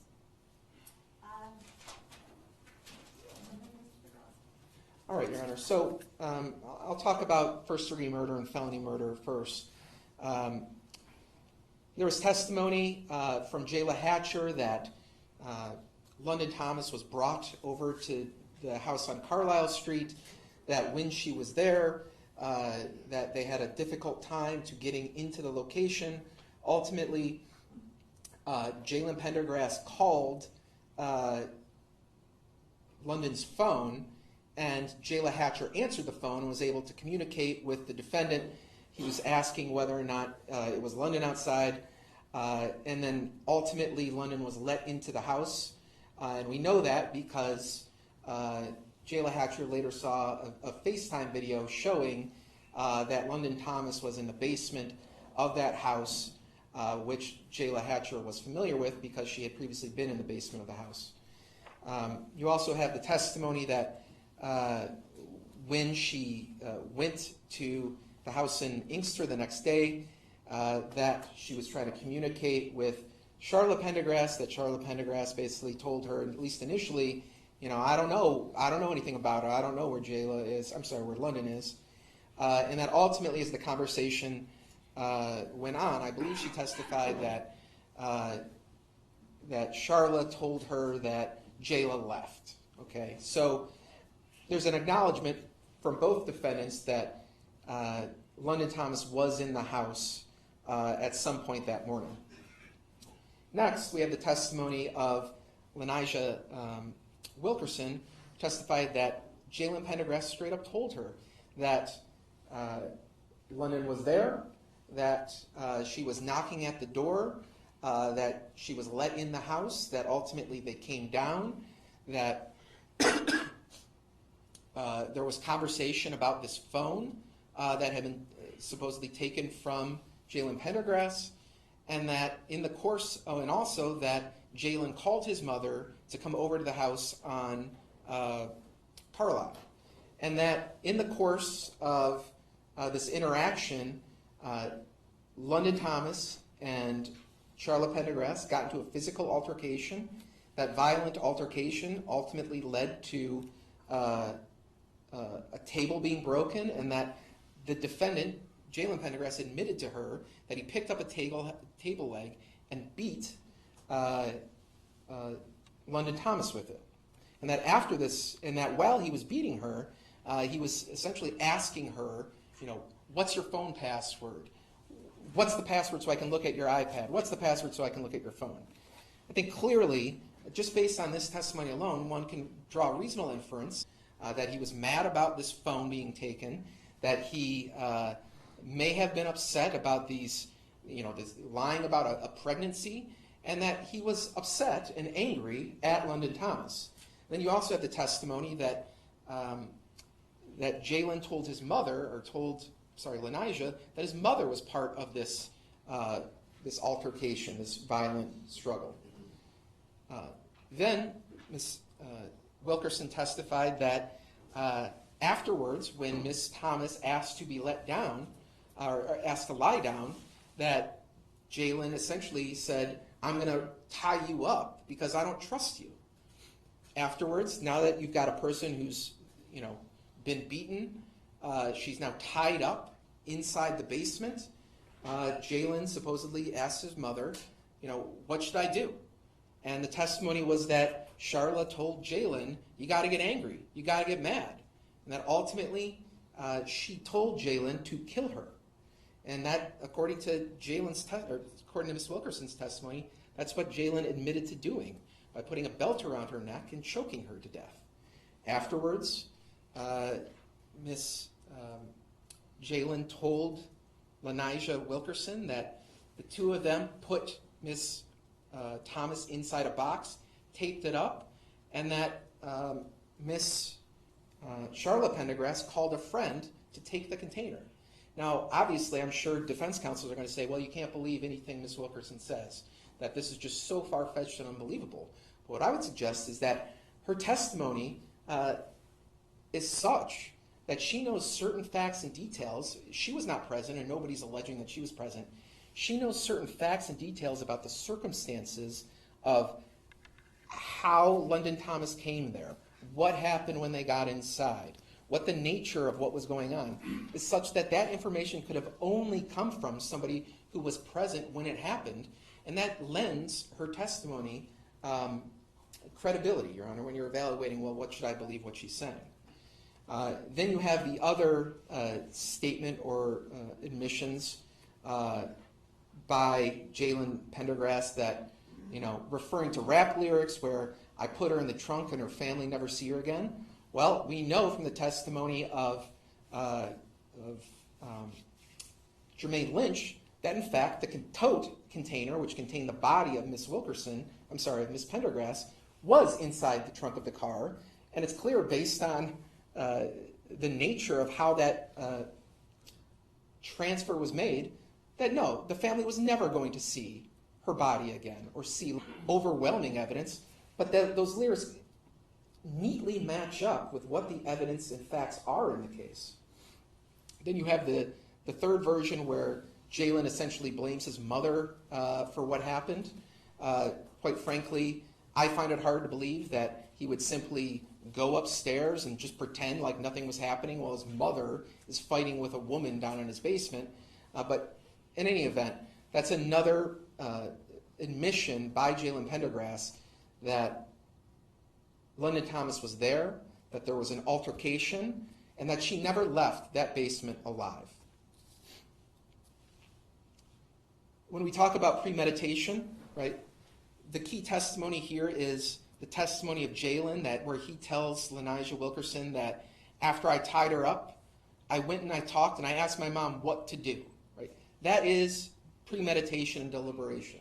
What should I do with this teenage girl that is in my basement who's tied up? What am I supposed to do with her? And what his ultimate decision was is I'm going to put a belt around her neck and choke her to death. So clearly, there's evidence of premeditation here. And also, if you look at their actions after the fact, right, the lengths they went to hide the body, to lie to investigators, to come up with some story about what happened to London Thomas, that is evidence of premeditation. Prior relationship of the parties, the defendant's actions before the killing, the circumstances of the killing itself, and the defendant's conduct after the homicide. People v. Anderson at 209 Mish App, 1995 case. That's all evidence that the court can use when you're deciding about whether or not there's sufficient evidence of premeditation and deliberation. Talking about felony murder now, well, obviously the same argument applies, except this time our argument is that the underlying felony is unlawful imprisonment. So if the court were to believe that an unlawful imprisonment occurred, then the court should also bind the defendant over on a count of felony murder. When we talk about unlawful imprisonment, first I have to prove that the defendant knowingly restrained another person. Well, we have the testimony of Ms. Wilkerson that the defendant admitted that he tied her up before she was strangled. We have the condition of Ms. Thomas when the container was opened, where she's got tape around her wrists, right? If she's already dead by the time they put her in the container, why would you wrap tape around her wrist, right? It doesn't make any sense unless you want to restrain her, right? And even if we were to sit here and speculate, well, maybe he strangled her, but maybe around their wrists, and then you tape the box shut repeatedly so that the person inside can't get out. That's felony murder. That's unlawful imprisonment. Why? Because they knowingly restrained another person, and that person was restrained to facilitate the commission of another felony. That is murder, right? Tying somebody up so that when I put them in a box and I tape it shut, they can't get out. I talked about, so I do believe there's enough evidence for unlawful imprisonment. And the next count would be tampering with evidence. I would suggest to the court that a body is a piece of evidence, that the police were investigating the disappearance of London Thomas. They were aware of that, but they did not tell the police, oh yes, actually, she's in a box, and I gave her to my friend, Jermaine Lynch. Here's where you can go find her. Yes, I did put her in a box. That's not what Charla Pendergrass did. Instead, they deliberately hid the body and lied to the police about the circumstances of her leaving the home in order to tamper with evidence and to hide evidence from the police. Now, if the question is, well, what does Jalen Pendergrass have to do with that? Well, the court has the DNA results which show that his DNA, there's a extremely strong, I don't remember the exact verbiage, but extremely strong likelihood that his DNA is on the tote handles of the container that contained the body of Miss Thomas. So, and you also have the statement of Charla Pendergrass, who essentially says, yes, Jalen and I went together in the car afterwards. So that's my basis for seeking to amend these charges, Your Honor, and I will respond in rebuttal to arguments by defense counsels. Mr. Johnson? Thank you, Your Honor.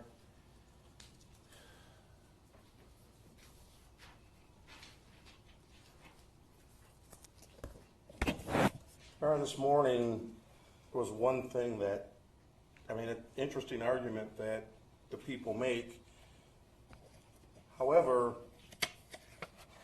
their own evidence shows something different, which is Exhibit 1 that was admitted, the autopsy. The autopsy says nowhere in here whatsoever there's any injury to the decedent. There's no evidence that somebody was beaten with a leg of a table. There's no evidence that somebody was tied up with Fazia wants you to believe a witness over scientific evidence that he's put in. This is a witness that has come forth and is basically, and I believe it was Mr. Clements that asked the question about their habit of getting high and all these other things. They did it all the time. I believe the witness stated that in order to get him to talk about things, well, you had to be high. We did X, Y, and Z. Again, I'm letting Mr. Clements talk about the some other things that can't be true regarding the tether, but this court has got to take credibility of a witness into consideration. There's no way in the world that this witness could testify to somebody being beat with a table leg and the autopsy doesn't show it. Not even a scintilla of that. There's no way that this witness can testify that somebody put a belt around the decedent's neck and hung her. The autopsy doesn't show that. This is the evidence they put in. So what he's basically asking you to do, Your Honor, is just go off of what this young lady said, who, again, was high when she did this. There's other evidence, I believe, that Mr. Clements is going to talk about regarding the fact that some of this could not have even happened based upon location and everything else. But the autopsy itself basically does not support what he's saying. He knows this. This is what was put in because we were going to call the medical examiner, what we stipulated, obviously, to having this come forth, and it's completely contradictory. There's been no evidence to show that in the house in Inkster, he's put on no witnesses to show there was blood down there. He's put in no evidence to show there was a struggle down in that basement. None of it has come in. All he's saying is, Judge, believe the woman that gets high again and again and gets him high to get things out of him. It makes no sense, Your Honor. There's got to be some, I know this is a probable cause or, probable cause hearing, but there's got to be, the standard isn't that low. It's just not, Your Honor. It's contrary to what Mr. DeGrazzi's saying, and he can't even refute it. And with that, I'd ask the court not to bind over on the amended charges. As it relates to the other charges, Your Honor, I believe there are questions of fact, and I'll defer to the court. Yes, Judge, I'll do my best not to be redundant and to cut to it. So, way back when my client was initially charged in this particular case, and we had an opportunity to have arguments on arraignment and things of that nature, there were some statements that were made both by the prosecution and by the defense. And at the particular time, one of the things that we said was that the decision or the emphasis should be on the evidence, not tied up into the emotions of what happened to essentially a child. This is an awful thing. But at the end of the day, the evidence is what should control how we move. And what we have in evidence, Judge, is a body that was recovered with an autopsy that was conducted and produced. And we have an injury diagram. And the injury diagram, if you focus in on the throat and neck and you think in your own experience, not just as a judge, but as a litigator as well.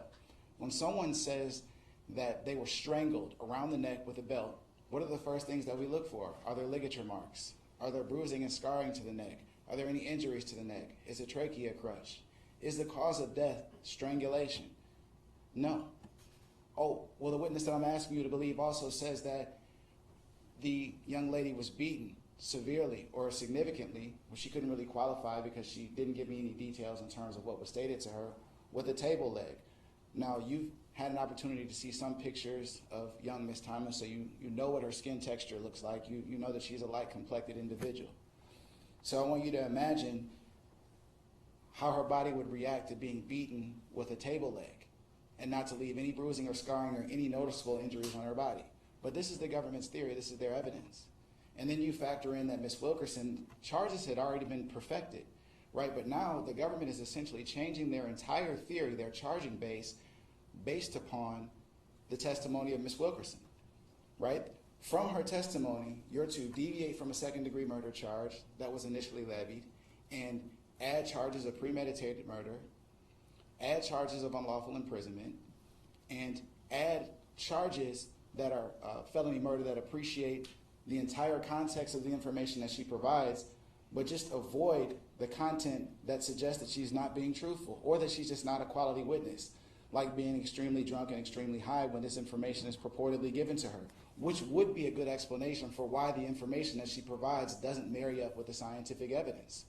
Remember, in that People versus King and People versus Anderson, which our focus is on preliminary examinations and what the examining magistrate or the examining judge is to do, is not to take your common sense at the door when assessing credibility.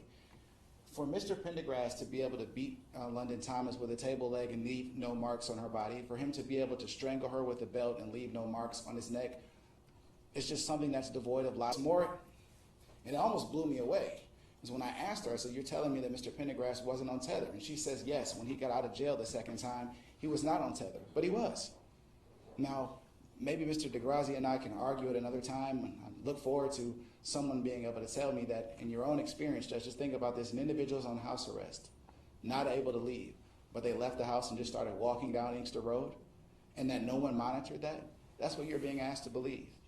Judge, that shouldn't be accepted at any standard of proof, even at a low standard of proof from a credibility assessment. So I'm asking that you bind the matter over only on second-degree murder and deny the prosecutor's request to amend the complaint warrant. Thank you. Well, I guess I'll first respond to this issue about the chronology of the defendant's arrest.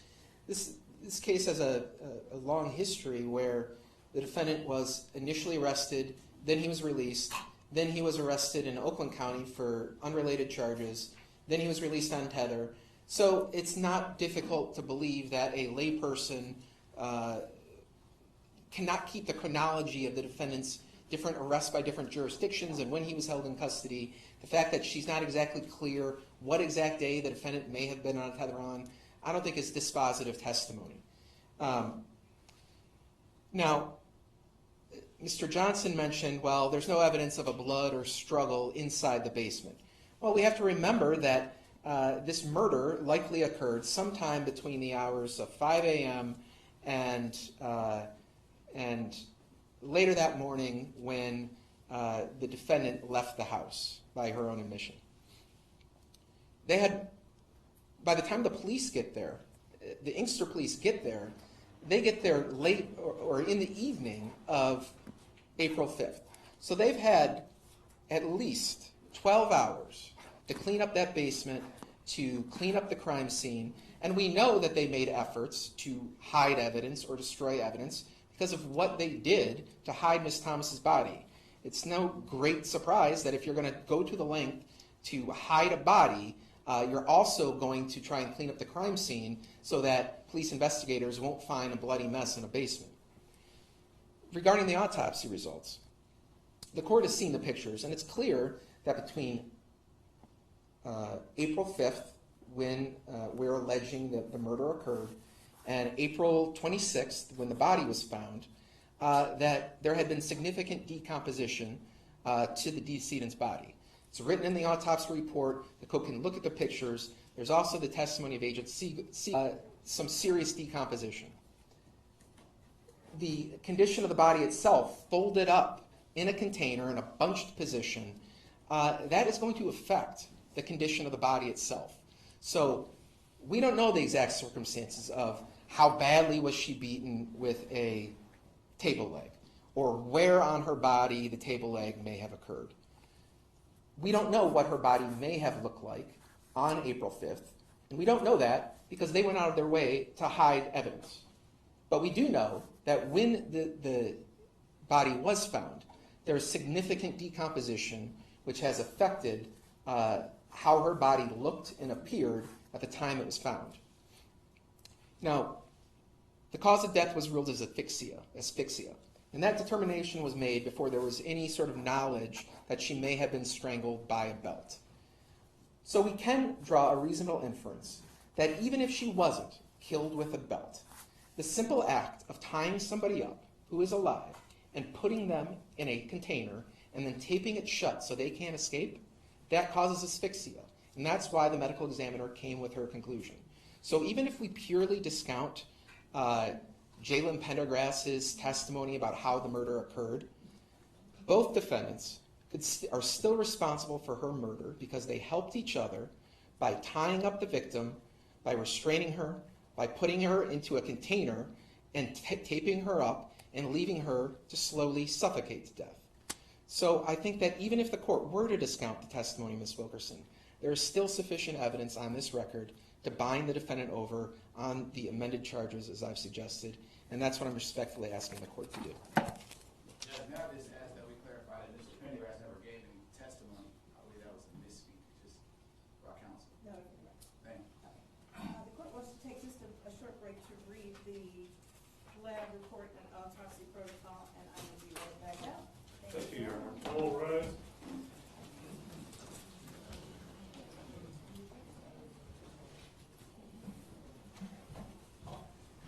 Stand up.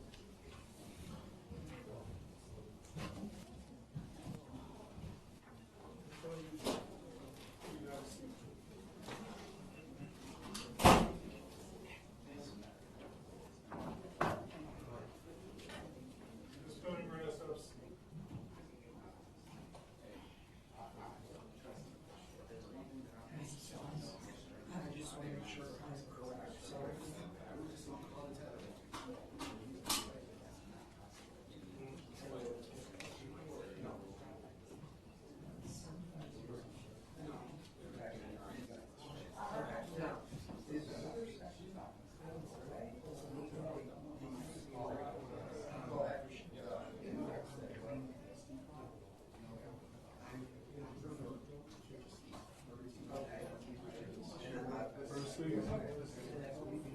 RC? Bennett? Yes, sir. I'm up here waiting for the judge to come. All right. Do I have 5 minutes? Officer Brown? I'm not sure. She said they want to run this out of my car, but she said she's going to take a quick break to research something, so I don't know how quick that's going to be. I just got to run in my car, literally down and out. Hey.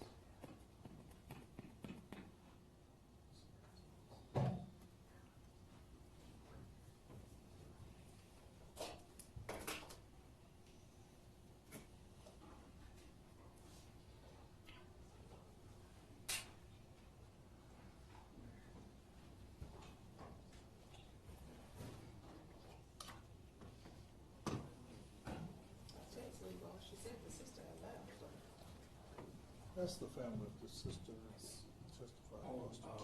Yes, she said that she wanted that key to go to. She did come back in and say that. Thanks.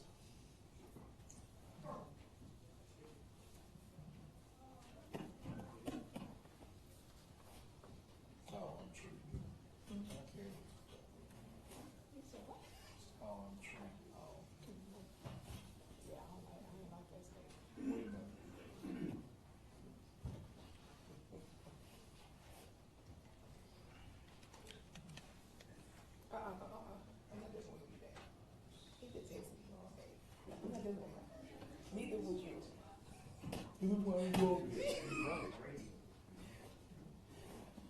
You see these ads right here, just with y'all too.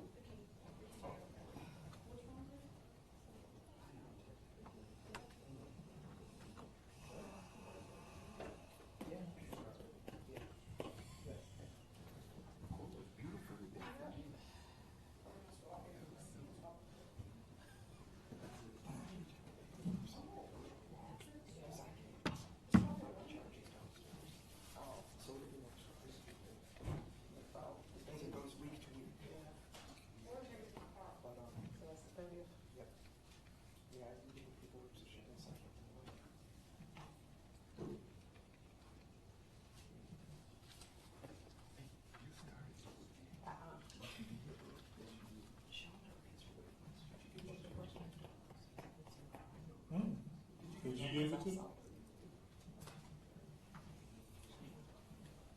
Okay.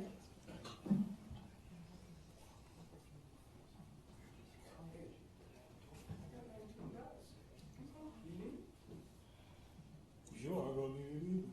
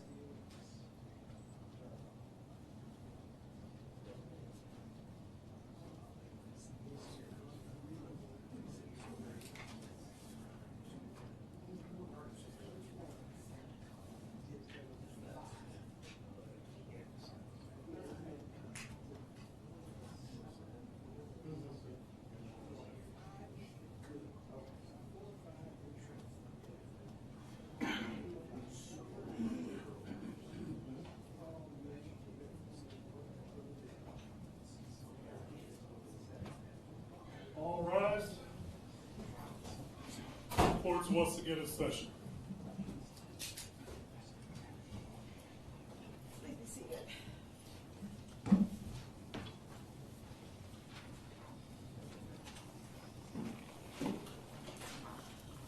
Court has heard testimony with regard to case numbers 25-1709 and 25-1710F1.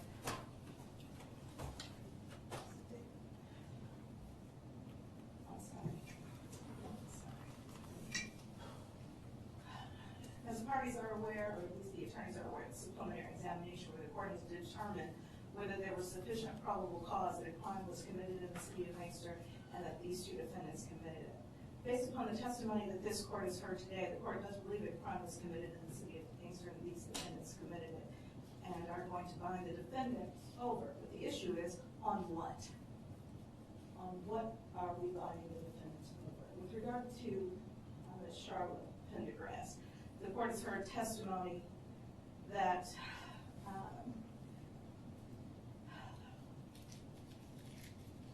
from Mr. Lynch that he received a call from Ms. Pendergrass with regard to a tote, that he met with her, that he received this tote, that they had some meetings where conversations were had, both verbal and in writing, that she gave him instructions on how to dispose of, burn, and get rid of a tote, and that the tote was later opened and a body was recovered.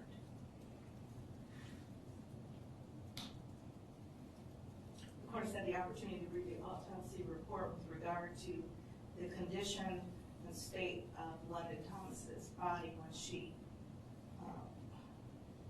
was seen by the Oakland County medical examiner. I believe that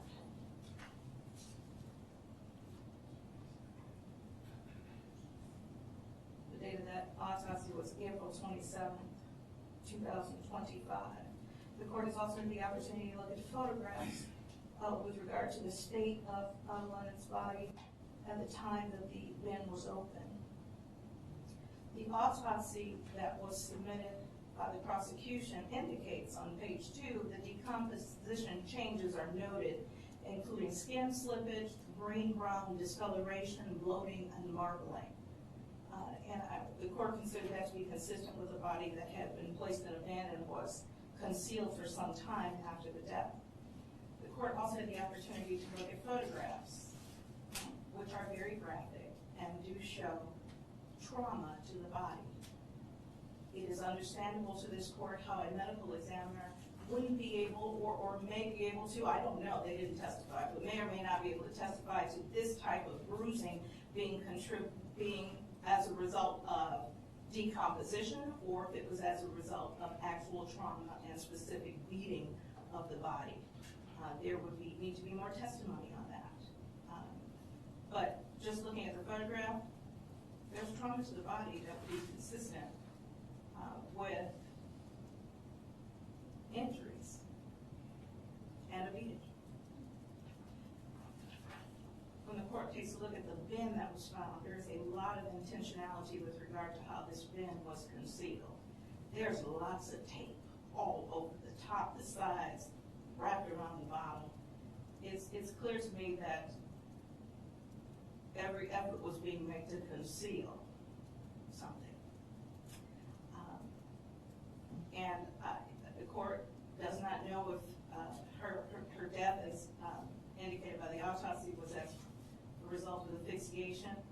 It could have been the asphyxiation that occurred at the residence or as a result of being placed in a bin. It's also interesting to the court that the tape that's used around her wrist is different from the tape that's used on the outside of the bin, indicating that it might have happened at a later or different time, which would be consistent with testimony that was heard today. But with regard to the evidence in this case, and I agree with the people that the court can consider what happened before, during, and after.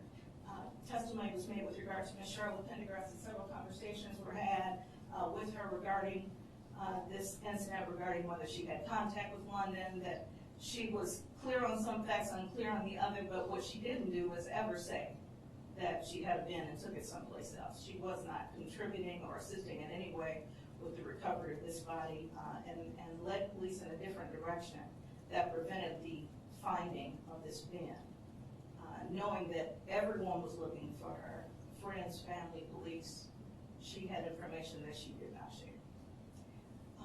And so the court is going to, as a result of the testimony, the evidence that was submitted by Ms. Charla Pendergrass over on the charges contained, on the charges requested to be added by the people specifically. The court is going to find the defendant over on first-degree murder, felony murder, and unlawful imprisonment, as well as tampering with evidence, based upon the testimony of Mr. Lynch, as well as the FBI agent who testified as a result of his conversations and interactions with Ms. Pendergrass. With regard to Mr. Jalen Pendergrass, the court is going to find him over as well on first-degree felony murder, as well as unlawful imprisonment and the tampering with evidence charges as requested by the people for the very similar reasons. Again, the autopsy protocol indicates that there was decomposition, that the body had been in that bin for some time. The photographs show trauma to the body that a jury should consider in terms of making their decision as to whether or not Ms. Wilkerson's testimony held credibility. This court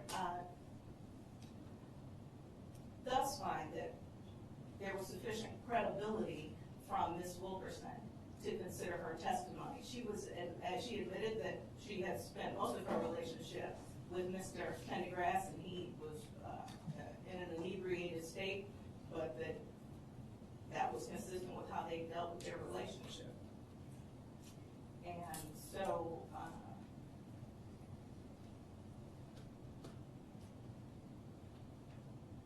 the court finds sufficient evidence to find the defendant, and will do so. Thank you. Thank you all. Thank you, Mayor, the courtroom, please. Mayor, the courtroom. Hey, approach, just to get the.